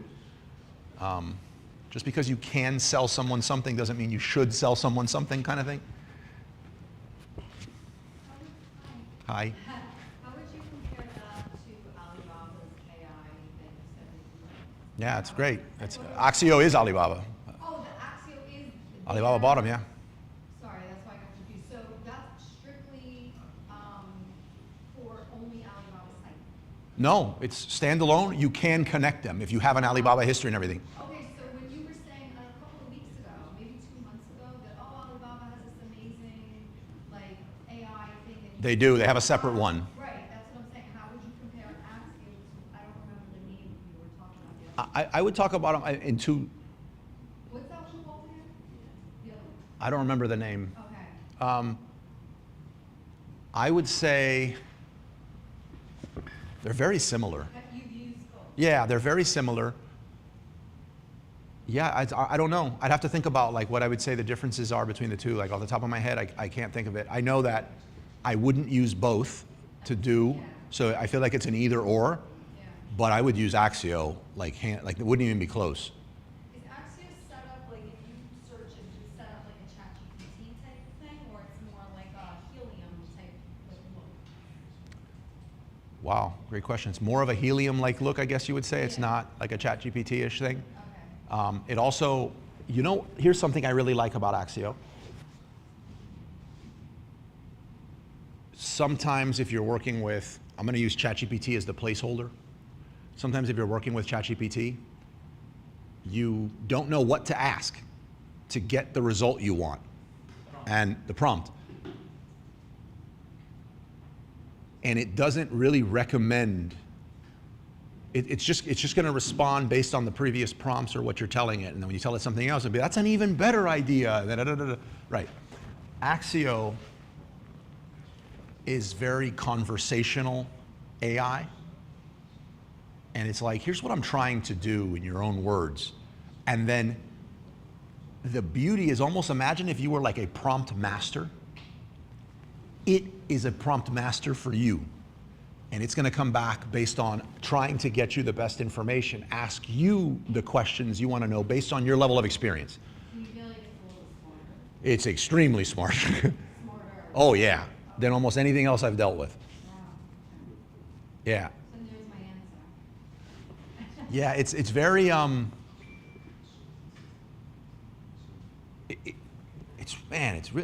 it's really like us. If you're talking to someone with hundreds of years of sourcing experience that knows product development, that knows how factories work, that knows how business works, it's really good. May I know the name of it? Like, Axio, A-C-C-I-O. And there's no, those are only like Heliums, like paid, there's no free version. I believe there's a free version of Axio. Yeah, I believe there's a free version of Axio. It's unbelievable. Yeah. Carlos, like, what do you mostly use? If you don't need to find something, Well, what I'm looking at is, like, let's pick a product. Like, I don't know. I'm trying to think if we use your product, but let's say,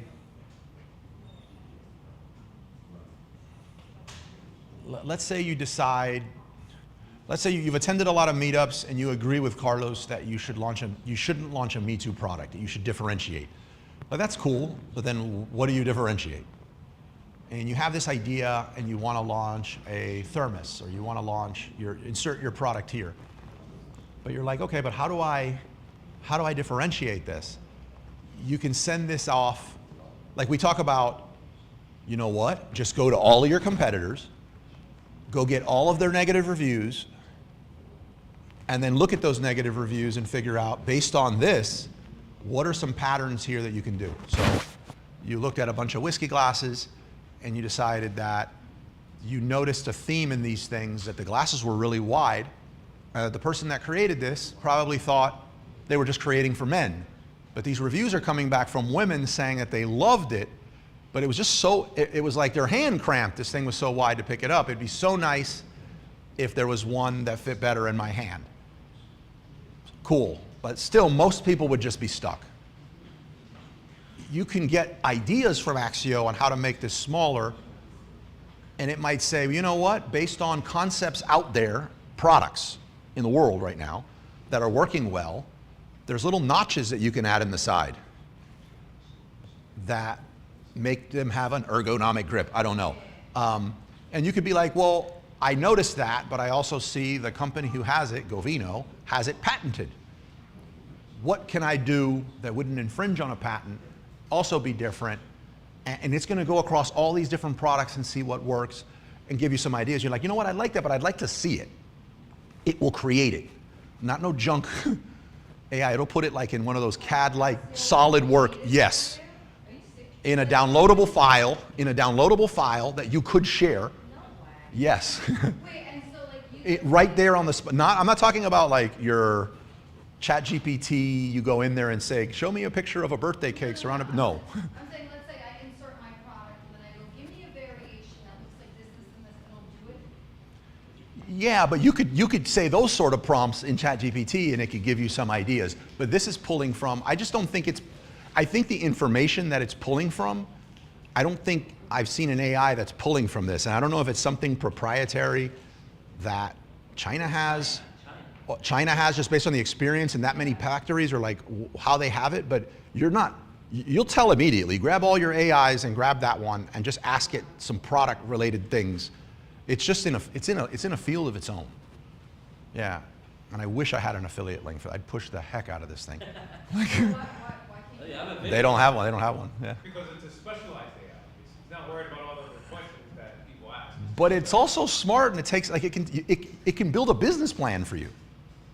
Like, you can go in there and ask it questions like, I'm thinking about launching this on TikTok. And yeah, and Amazon and this and that, and based on this, can you take a polling of the types of demographics and blah, blah, blah, and it will pull that data in. It will help you build a business plan. It will help you build a launch plan around that specific product. Somebody come in? Do you have a video actually about this? I did, yeah, working with Alibaba, yeah. See it, yeah. Yeah, it's really good. I have two. Yeah, you give it to him, please. Thank you. Yeah, I've created some videos for Alibaba on it, and they didn't force me to create those videos. Like, they gave me all the time I wanted to be able to mess with this. I wasn't going to go in there and mess with it because I was just like, I got enough tools. I don't need to do it. It's really good. Just saying that we should see it because. You should see it. You really should see it. Okay. Where's the link to the video that you did? If you look up Axio. If you look up Axio on YouTube or Google, was the first. yeah, I've done 2 videos and I'm working on 2 more for them. Okay, some more do's and don'ts. Simple one, when you're talking about colors, don't just say red. If you want something and you want a red tube or a red box or a red anything, no. You need to deal with like those hex codes or Pantone colors or whatever. You need to be very exact because there's like a bazillion different types of red. There's some cool tools out there. I'm imagining there's an AI, but there's one called Color Cooler that will allow you to go on the web, and if you see a color you like, or it's on your mobile phone too, if you're walking through the store and you're like, oh my God, I love that shade of whatever, you can just grab it and it'll give you the hex code for it. So that might be something to look into. Do's and don'ts, working with China. I have a pretty crazy process, if you will, when I'm working with a factory. First of all, I don't think any of us want to be bouncing around to a different factory every order, right? So what we're really looking for is someone we could have a longer term relationship with, or the key word here is long-term mutual cooperation. We want to have a long-term mutual cooperation with the factory. So that being said, I'm not that interested in what your first order is going to look like, or not even your samples, until I know you're a reputable supplier that I should work with. So I 100% am going to get a full factory audit on whoever I work with. I have been burned by not doing this. I have sent an order in before, and the factory had all the intentions in the world of delivering, but they went out of business. Oh my God. Right, before the 60 days was, so like, Thank God it's only happened once. You lost your, Yeah. was it a big order? No, it was, well, I mean, at that point, everything's big. I'm saying like. But yeah, in that time, it was not small. Yeah, but it wasn't 80K, but it was still at a time when I couldn't afford to lose like 25. But even if it was now, it's like still. Yeah, it's still bad. So I do a full factory audit. Again, I use VTrust. There's so many different inspection companies out there, but BD Inspection, VTrust, those are the top two that I would talk about. So wait, a factory audit. Full factory audits, usually what they call them. Oh, That's going to go in there from everything like, do they exist? Pictures of the place, do they have quality control? How many people work there? How long have they been around? wow. What kind of licenses do they have? Like, just do they have power? So you do that before you even proceed with? Yeah. Well, what about a sample, before sample? I usually get a sample, but the sample could be fantastic. I'm not locking them in yet. They're not locked in for me until I get that full factory audit. Have you ever had a full factory audit where they're like, this is not real? Oh, that they don't exist? Not don't exist, but like you were like, wow, thank God I did this because it's just like they're not what they say they are. I don't think so. Okay. I don't think so. I have had, I don't know, I had them do this for me in the very beginning.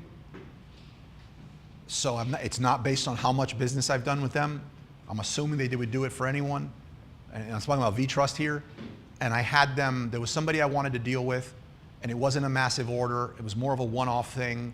I still had like a resale, wholesale model in my Amazon business. So I wanted to buy something from someone, but the order was going to be for a few $1,000s. And I was like, I think it was gonna be like $6,000. And I was like, you know what? I'm going to pay the $150 to make sure they exist. I've done that several times and they didn't exist.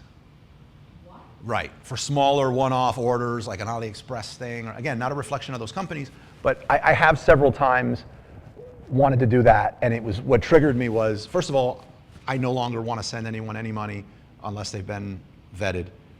And two, they were doing all the red flags, like send me Western Union, send me PayPal, or or send this wire here, and it was to a personal account, not a business account.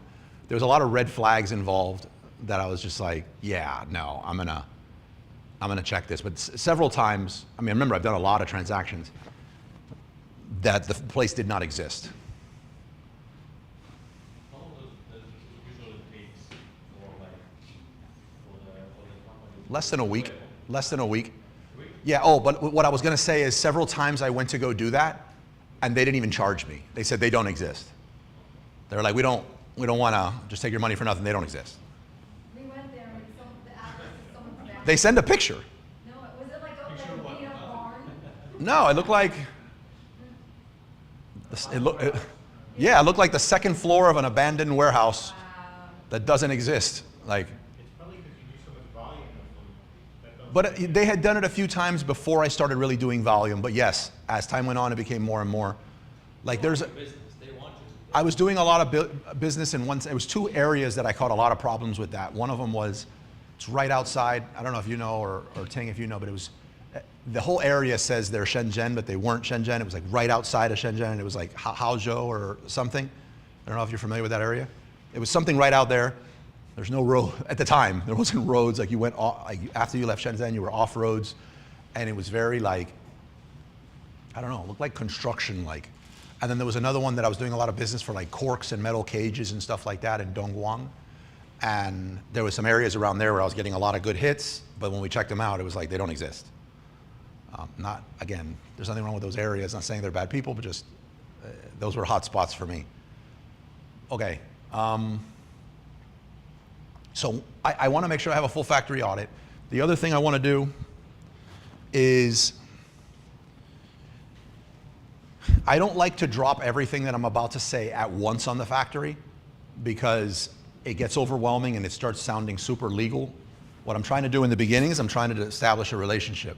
But there are some things that, Candace unfortunately is dealing with one of these types of issues now is in the whole process where you're dealing with this factory, no one's talking about what's going to happen with damaged goods, returns, and stuff like that. So from the beginning, what I let them know once we've, you know, I want to get to a spot. When I say beginning, I want to get to a spot where we've got a quote. Because if you try to do all this before the quote, they're just going to make their quote take all that into account. So once we got a quote, I'll say something like, I want to get 5% off to deal with, you know, missing pieces that I have to cannibalize other units, returns, refunds, all that stuff there. They're immediately going to scream bloody murder and say no. None of them ever come back and just say yes. Keep in mind, if you're buying combs that have no moving parts, you're not going to get 5% damage. So it depends on the item you're talking about. What that does allow me to do is have the conversation, and I'm like, okay, well, if you're not going to do 5%, how do you suggest that we take this into account? Because it's going to happen. According to everything online, here's the percentage of what's accepted damage in an order, and I don't want to accept it. I'm paying for this. What usually happens is they add extra units to the order. I'm okay with that. And the extra units come out to be about 5% of the order. The other thing I've had them do is they'll say, look, we're not going to give you extra units, we're not going to give you the 5%, but on your next order, we'll add in that amount into your goods. I'm okay with that too. Again, I've inspected them. I'm going to order from them again. If I've never inspected from them and it's my first order ever with them and you mess up more than 5%, I don't want you to give that to me on my next order. I'm never going to do business with you again. So like, that doesn't make sense. So take that into account. The other one I negotiate is a percentage off the total order that has to do with, off the remaining balance that has to do with on-time manufacturing. So you tell me you're going to have it done in 60 days. I want it done in 60 days. We're going to take into account things like, are we counting US holidays, Chinese holidays? Because there's a lot of holidays. And like, what are we counting? And once we've agreed on those numbers, then I'm like, okay, well, if my order is not done by that date, I give a little grace period of a few days. Anything after this is this percentage off the remaining balance. Again, I'm not trying to turn this into a profit source. Every time I've agreed on that with a factory, I've never been paid by a factory for that, by the way. And the reason for that is, as soon as we agreed on that, they've never been late. Like, so it just basically says, look, prioritize my stuff or else. Yeah, but in all fairness, sometimes you can't sell the item if you don't get it in time. If it's a Christmas item and you need it in October to get it already stored or whatever the Sure. you won't be able to sell it until the following year. Right. So you got to store it for a full year. So in that scenario with a holiday item, I would take more precautions. I definitely would order earlier, but I would definitely put stuff higher in place. But for other stuff, they're never late when we have that in place. If something happens, again, I'm not trying to force this as a profit source. Like, if tragedy struck or anything like that, I'm not trying to enforce this no matter what. Like, remember, be human through the whole process. But I'll take that into account. Inspections, right? Let's just use around us right now. If you've ever gone to the Flanagan's here on 87th, you know they've never gotten an A+ on any inspection, right, that they've ever had, nor the Hooters next to them. So most of the places that we eat and go to don't get A+ inspections here. So when you do get an inspection of your factory, it's not going to come back 100% or an A+. And that doesn't mean that you shouldn't work with them. What you're looking for is for them to discover things that are wrong with your product that are going to make the product unsellable, get you a high order defect rate, get you negative reviews, or basically hurt your business. Other things like they didn't have a quality control team, you know, that sucks, but that's why you're also getting an inspection. This is how I treat that. In the event that an inspection fails, I let them know first, you need to agree for me to be able to have third-party inspection companies going to the factory. I'm paying for that. A lot of the times they'll say no because they assume that you're saying that they need to pay for that. So say, I'm paying for the third-party inspection, just you need to agree to that. If an inspection fails, you're responsible for the cost of the subsequent third-party inspections, is what I work out with them. That could be 1, it could be 3, it could be 4. What they almost always push back on is they say, no, we're not gonna pay for them, but we'll remove that from your remaining balance. I'm okay with that. So if you owe, you know, $15,000 more, and let's just say you needed to do 5 more inspections at $300, that would be remaining balance minus $1,500 bucks. So are you doing inspections annually or something? I do a full factory audit. I used to do them annually. To be honest, I do not do them annually anymore. I do them like once or twice and that's it. But every time I place an order for a shipment, I'll have a pre-shipment inspection done before the goods are ready. So I'm paying, you know, the 20-30% down for them to start my order. And then I'm paying the 70 to 80% after when the order's ready to ship or upon sight of bill of lading or whatever our terms are. In that scenario where I'm going to pay out that lump sum, I want an inspection done and I want to see what's up with the goods before that. So if I do that inspection and it doesn't pass, I make them responsible for subsequent inspections of that type. And it's a few $100, depending on the amount of goods that you're dealing with. What else? How about with packaging, like the hours error? Do we have a third party to go check out? Are you dealing with the inspection company? Are you dealing with the packaging company that I sent you? No, the price. Okay, well, if it was the packaging company that I sent you, I don't think there's a need to inspect that. They're going to send you enough in the form of like pictures and video as part of their process. If it's someone that I've not worked with, then I can't vouch for them, then yeah, I would do what I said. I didn't inspect them. Even for the, Yeah, I'd inspect them. Yeah, it's pretty critical. Yep. So my experience with working with a factory for a number of years, I've learned a valuable lesson. What you're talking about is even though I did a full factory audit, even though I know they're a reliable source, and I invented a new product, the sample came back, it was perfect. I ordered it, 5,000 units coming over. I did not inspect those units, and they arrived crooked. They were all crooked. They wouldn't sit on a table right. So I had to destroy all of them. So if you don't inspect every new thing you're doing, Yeah. it's a pretty expensive learning lesson. Yep. To inspect every single thing. I don't think it was done intentionally, but when you're doing 5,000 units, I agree. It's not a trust thing or a relationship thing. It's not like you're not being combative when you're asking to do it, but it does help to get all that done first. Like for example, if you've been working with a factory for a while and you go back and you're like, I love what Carlos is saying, I'm going to try to implement that after the fact, after you've already got a bunch of stuff going, it's going to be a lot more difficult to do. So, but any new relationship you have or new factory you do, I recommend you do that. And there's a pre-shipment inspection for every single one of them. Depending on the product, like if there's internal components that really matter, I also put in that for this product, you have to agree to accept during working days, non-holidays, with 24 hours notice, a random inspection. Because when they let me know that they're in a part of the manufacturing phase where they're working on that, I want someone to go in and look at them sometimes. I feel like I'm missing one here.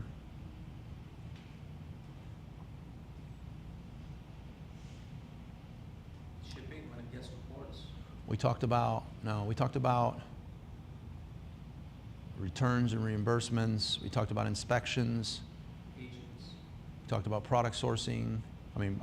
Sourcing agents. We talked about. No, I think that I feel like I'm missing one piece in there, and I was about to say it, that's why. And now. Notes today? T- Do you have the notes? No, I didn't write them down today. I think there's a question. Oh, got a question. I had Skate Tutors, what's up? I had a question about making money with the Amazon Influencer Program. At what point do you want to start an LLC for the money you're making with the AIP or Amazon Influencer Program and UGC creator income? I would do it from the beginning. I would do it before you start, actually, like when you apply. I mean, I would set it up from the beginning. What did you guys do? For anybody that here is doing the Amazon Influencer Program or UGC stuff, do you want to weigh in? Who here created a business and who here is running it under their personal? Where's my donut? Okay, sure. bad? Or you I mean- feel like, okay, you just said you would do it from the beginning, okay, I didn't. Do you feel like, you know what, once it gets X amount of dollars, then, because right now it's like, oh, but it's not like, I don't know. I mean, it's not a right or wrong thing. I just, when I've decided to like execute on something and do it, I'm going in like this is going to work. yeah. And I'm going in, this is going to work because this is a business and it's going to work. And if it doesn't work, it's not going to work as a business. And I would do it from the beginning. Yeah. Tom, you were going to say something? I 100% put it into an LLC, get a bank account, so all that Amazon money drops in there, and then get a credit card. Give you a miles account credit card. But you get a credit card, and any kind of trips you go on, anything you do, influencing, anything you're buying is now gonna offset your income. So we're trying to, even though we're gonna show that we make money being an influencer, we wanna offset that with tax write-offs, so. You also show the income. What? You don't want to show the income. Well, you have to show the income if you're dropping it into a bank account. So you're gonna offset that income with a deductible expense. So it could be anything from a trip to a show like PLA, Yeah, to but look for a product, yeah, or filming here, or doing that, like I'm filming here. it could, believe it or not, the stuff that you buy to review, according to my accountant, is a tax deduction. Yes, ma'am. The makeup that you wear, Is there any Botox, Right. Botox you want for your face, absolutely. You Nah, that's a good one. I'll answer that now. Let them finish and I'll tell you. Stop this. I can keep going, yeah. Dinners, if you wanna talk to your husband, your wife, your specials. Did you just say Botox? You said Botox can be? Absolutely. Yeah, under an LLC, it is. You're an If it's a corporate influencer, you wanna look good on camera. No, but he's right, because I'm like, I Any actually editing need, software. How is a Botox a tax write-off? You're an influencer. you I wanna wanna look make sure my better. face looks good.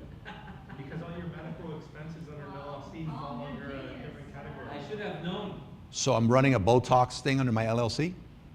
Are you using your mug, or are you doing a faceless video? No, just say, I'm not asking for me, but I obviously don't need it. No, I'm just kidding. No, but you should write up that stuff for a lot of businesses that involve like being on camera and stuff. You should go to your accountant to see Your what. Columbia shirts, right off. It's like, you know, you're branding yourself. We reached out to Columbia to see if they'll sponsor. Oh, there you go. Yeah. No, but you should put your brand on the shirts, and then it. You know, I have such a hard time with that, little aside, and I don't know if other business owners here have that issue. One of my business partners, Andres, on the Salsa King side, he brands everything. You come into one of these classes, you have Salsa King's bracelets, Salsa King's pins, Salsa King's everything. I'm like, I feel like, I don't know. And everyone's like, not everyone, you see how I'm saying that, but like some people are like, Carlos, it'd be so cool if or use Online Seller Cruise as an example. We have the shirts. The only reason we got the Online Seller Cruise shirts is because really the sponsors wanted to see their name on the back of something. But sure enough, when you have the shirts, a whole bunch of other people in the group, they're like, let's take a group picture wearing our shirts. I cannot form the words to tell everybody, put on this shirt, we're going to take a picture together. Like, it doesn't work for me. It's the reason why we don't have swag, and I get beat up by a bunch of people about that. Like other people, like, how are you not doing merch with Wizards of Ecom? How come there's not? And I could see what that merch would look like, but telling you to buy it and then asking you to wear it, it just feels like I don't know, it doesn't sit well with me. Now, what I considered doing, and it's still floating around out there, the idea is coins. Think of like, if you ever seen those Memento Mori coins, or like back in the days, you went on a war, or it was called a campaign, and if you were in that campaign, you came back with a coin. So maybe a different coin that commemorates like each year you've been part, like how many years you've been in Wizards of Ecom, or if you've gone on Online Seller. But the difference there is that maybe that coin is carried in your wallet. It's not like right there on your shirt. So I would never get shirts that had like Wizards of Ecom on it, and I don't know, little weird quirk of mine. Nothing wrong, nothing good. It's something. Yeah, a weird quirk of mine. You had a question.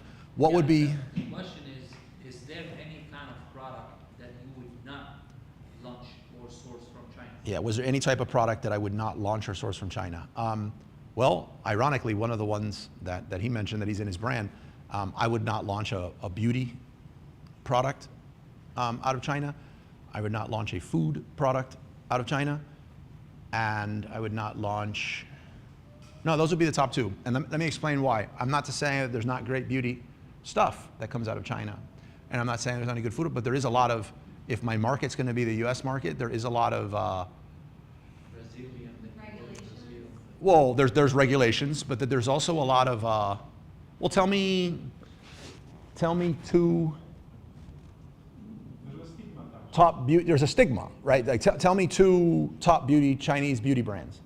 I would just go to South Korea and Japan. Well, but what's the, I mean, you don't think it's basically the same thing, but there is that stigma that it's not there in South Korea. It's not there. As a matter of fact, it's almost the reverse. It's almost like you want like high-end, great beauty that's out of Korea. That's like totally different, you know. But it's a stigma that's there, and I wouldn't want to try to have to overcome that as a brand. It seems like it'd make it more complicated than not. There's also a lot of stigma around food. Supplements would be another one. There's a lot of stigma there, and it's just like, it's not to say that there's not quality stuff that comes from there in those areas, but as a business owner, I'm gonna be focused on my ads, I'm gonna be focused on my social. I don't wanna also have to overcome this stigma that's around it, whether it's based in ignorance or there's some truth to it, or I don't know. But that's a good question. I wouldn't personally do it.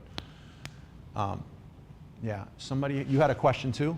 Yeah, so for after our first order from this packing company, for the second one, if the first order quality passed, do you think you, for the second order, also get an inspection? Or I would do a pre-shipment inspection on every order. Only reason I was saying that I don't think, you probably still should, but the only reason I was saying I don't think you need to do an inspection off that packaging factory that I shared with you, I have easily sent 1,000 people their way. okay, And I've gotten no complaints. Like, none. I would still get every order that you get from a package, I would still get a picture of it, because I can tell you that we order bags before some of the pouches. And off the top, we usually get about 1.5 inches, 2 inches to actually seal it when we get it here. And the last batch we got, they didn't have that little space up there at the top. So if you don't have a release, take an image, you do a picture image of your package. You're welcome, Skate Tutors.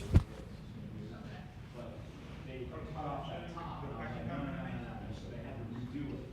What they would have said Message me on, was, we would and I'll send it. I don't know the name, it's always a link.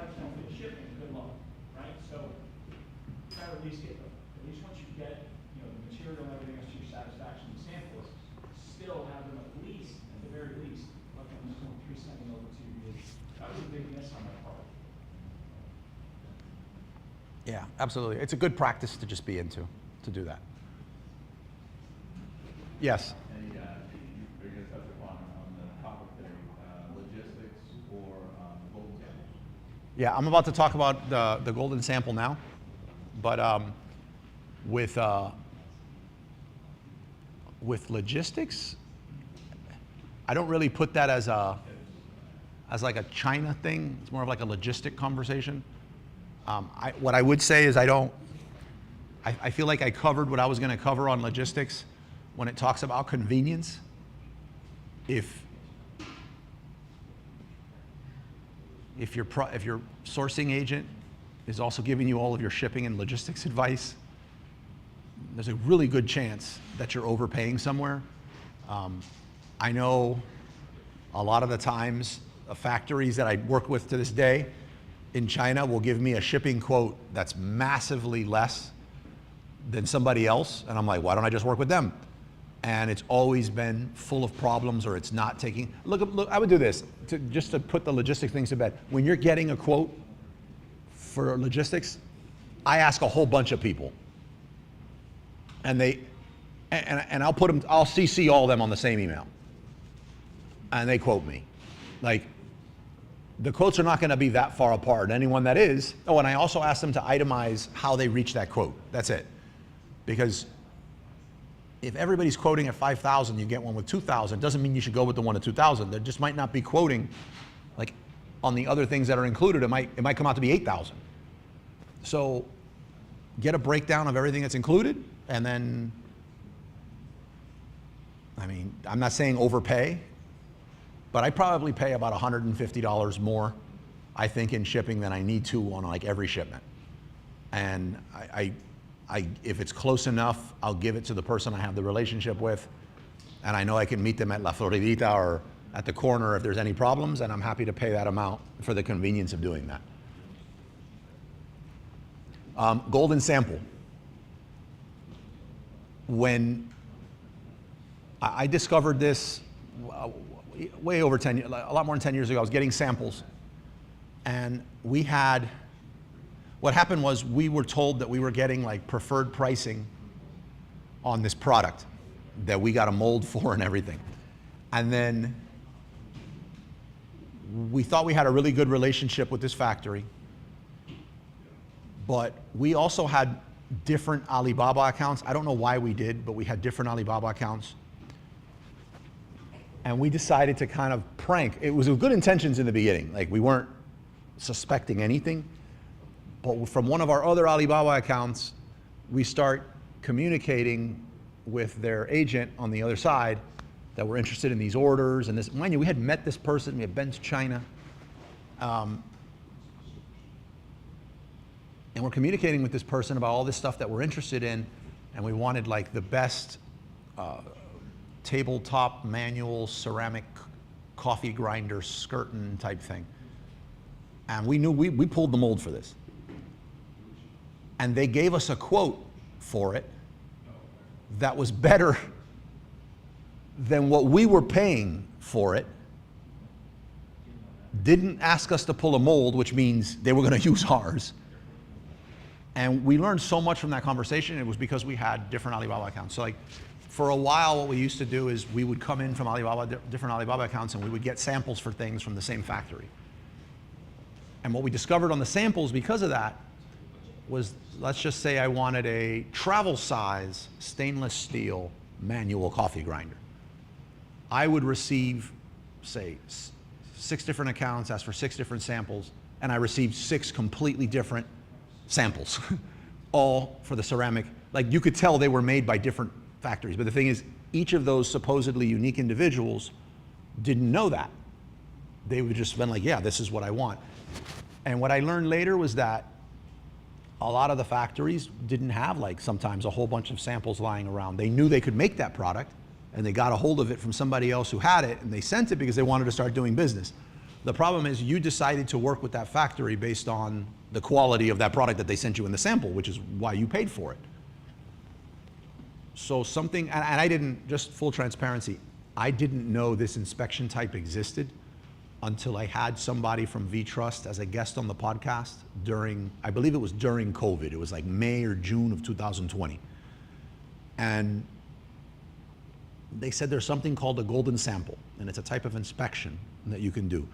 Instead of the factory sending you a sample, you have VTrust or the inspection company go pick up the samples themselves. And what they do is they pick up at least 3. One of them they're shipping to you, or if you want more, they can ship more to you. Another one, they pretty much, they don't say it like this, but I think they go back to the lab and they break this thing apart and they understand like what it's made out of, what the materials are inside of it. They learn everything they need to know about it, take it to the lab. And the other one they keep as a golden sample, so that each of those other orders that we're talking about, like your next packaging orders that you're going to place with this company or that Tom is going to deal with this other factory, they're now going to go in to do the pre-shipment inspection. They're going to look at the golden sample and they're going to compare it. And is this exactly what this person agreed on is the gold standard on what the sample should be like? So now you have something to compare it to know, and the factory knows that they need to make it like that. Otherwise, it's not going to pass inspection. So it's a really, really important one. I don't know how I survived so many years without doing it, but I highly recommend that you do it. It's called a golden sample. If you look up VTrust golden sample, it'll give you a breakdown of what it is. And if you're working with another inspection company, just explain to them what you're looking for. They probably have it, and they just call it something else.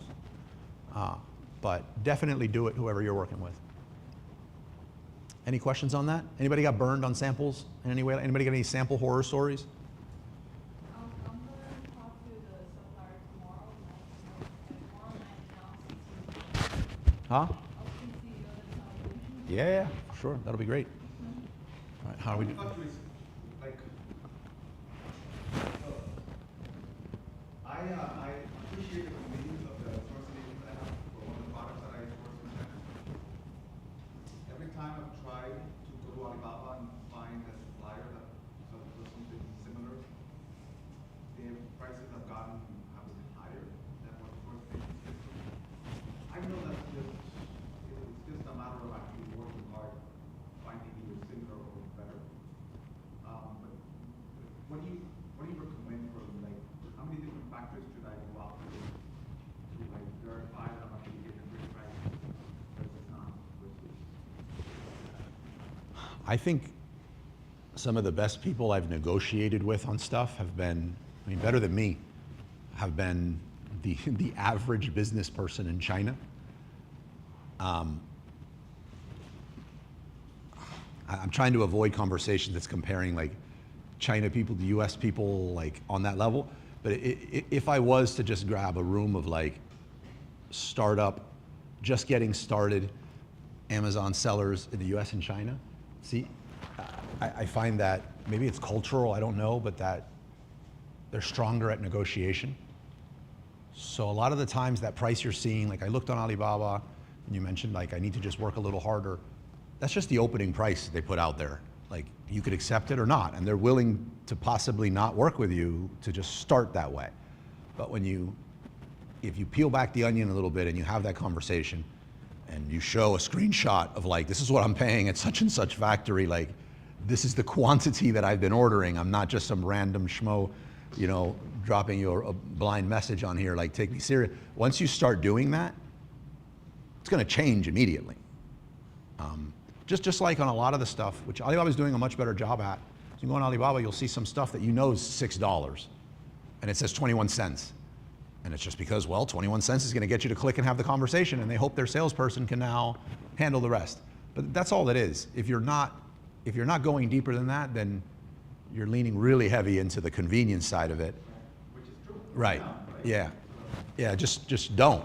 You know, just decide like, when has a lot of convenience and comfort translated into great profitability and long-term stability in your business ever?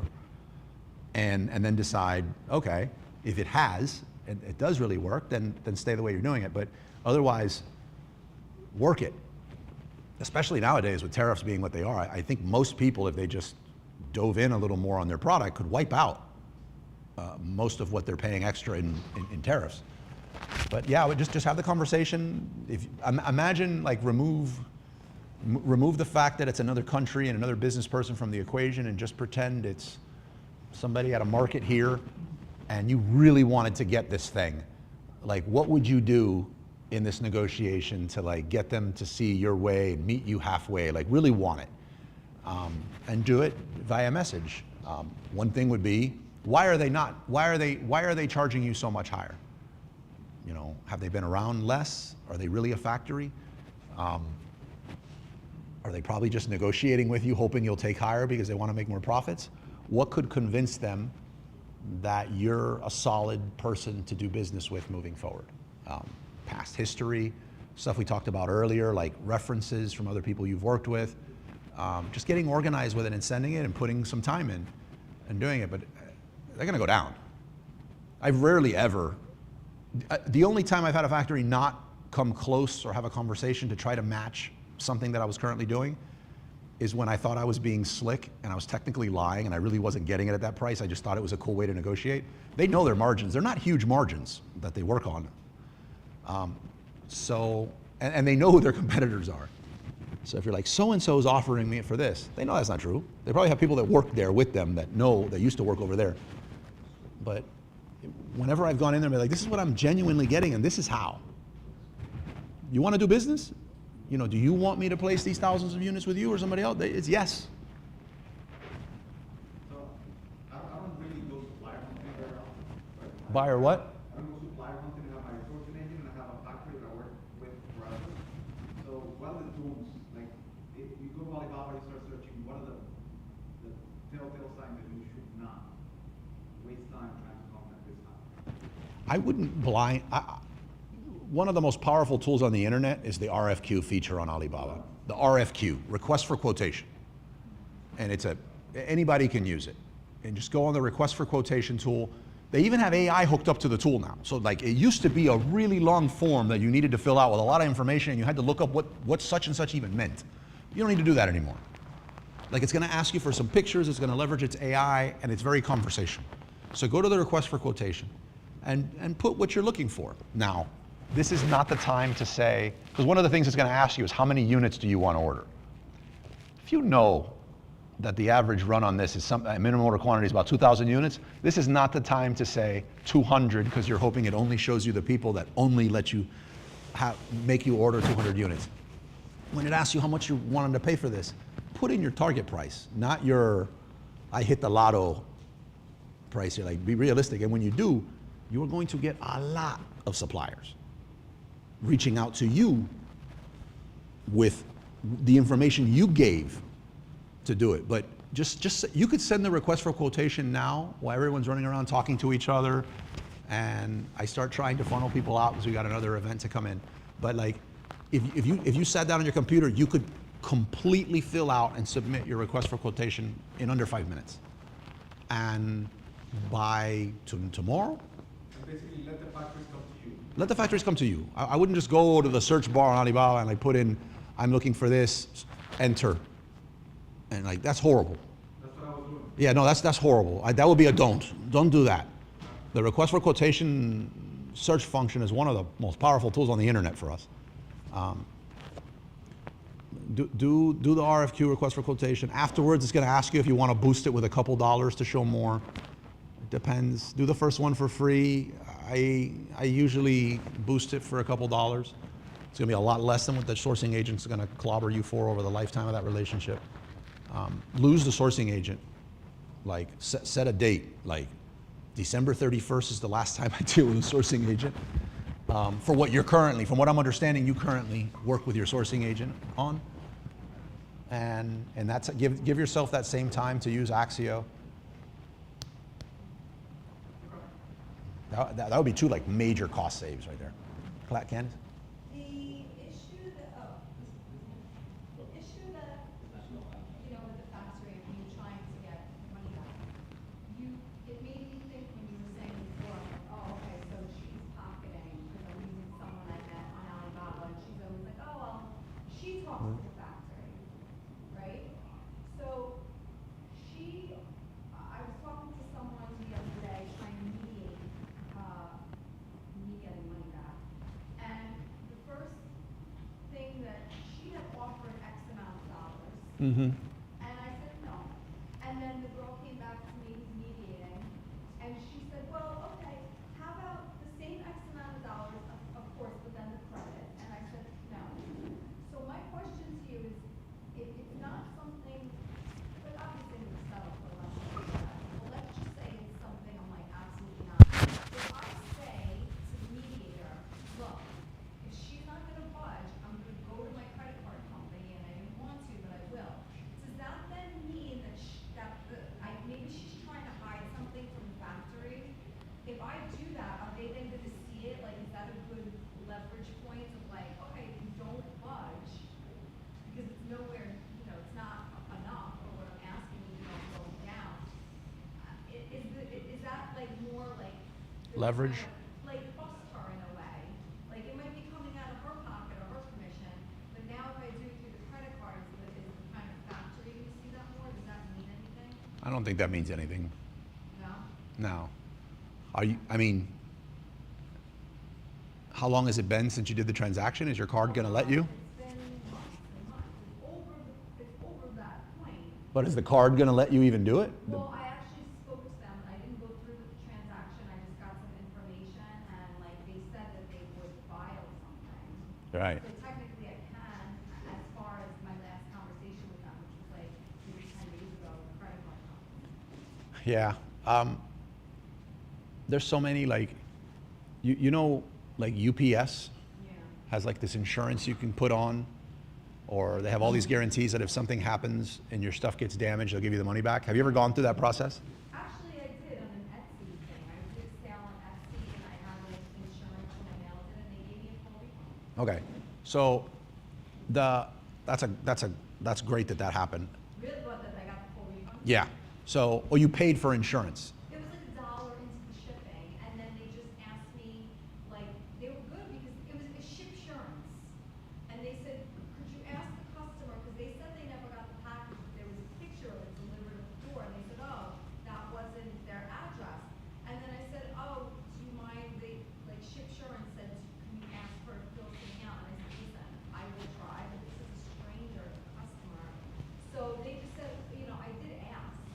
And she didn't do it, she just ignored me, but they said, okay, just send a screenshot of you asking her in the picture and they. But you see how, like, before you got the insurance, you had no idea that you'd also be required to act on this, to be able to send a form. Right. So UPS is a whole bunch of those things. And a lot of these other people do. It's like, just pay this and you cover this.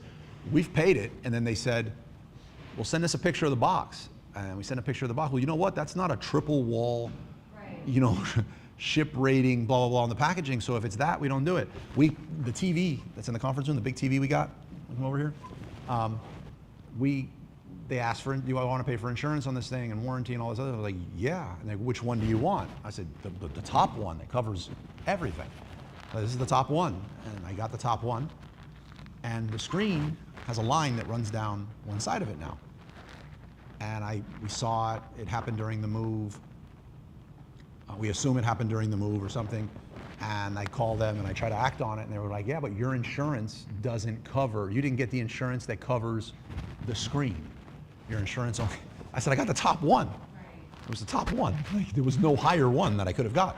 So like, there's always these little things that get added in. My concern with what's going on with yours is within Alibaba. And it seems like that your factory's telling you the wording she's using seems very specific, and that is, just send me a picture of everything lined up in one picture with all the damage in it. And I'm thinking it's kind of like, send me the screenshot of you having asked for the form.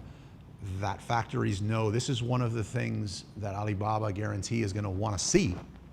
And since you've already fixed it and you've already done all these things, that she may have had you do that intentionally, so that later on you couldn't show those things. Right.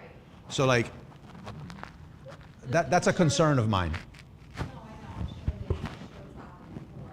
Whatever, anyway, okay, you answered my question, so.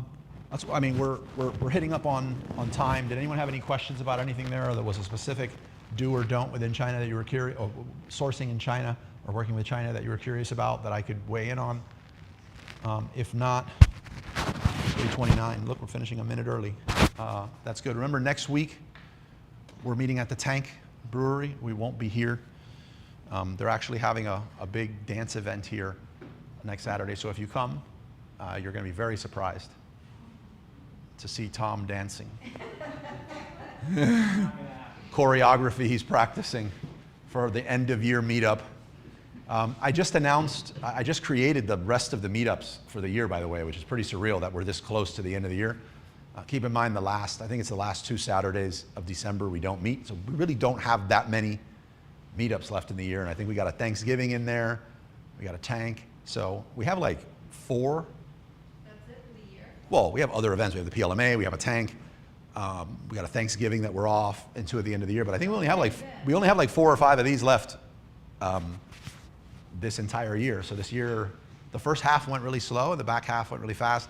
2 of the meetups that I announced are towards the end of the year. One of them has to do with goal setting. I remember some of you from last year, and we were talking about goal setting. So it's good to see you're still here. I'm hoping you hit some of your goals. It would be nice for that meetup that you recall or still have that sheet from last year, so we can visit and look at some of the goals that were set. And you know, we're not trying to shame anyone, but to see like what happened, so that we could. I'm going to share like how I go about setting goals for the next year, and you could steal some of that for your own structure. But you should start thinking about it now. Like, you don't want to wait until December 25th. No, December 31st at 11:58. Yeah, December 31st at 11:58. That it's time to start structuring those goals. But we can do that together as a group. I believe that's our end of year, like our last one. And then one of the other ones I created is another one that I do every year at the end of the year, which is sort of a predictions for next year. So what I do each year is I come in and be like, here are the predictions that I had for this year that went past. So I show what those were to see if I was completely off or not. And then I also share like what my predictions are for the coming year. And again, it's one of those things where we all share that, what we think is going to work.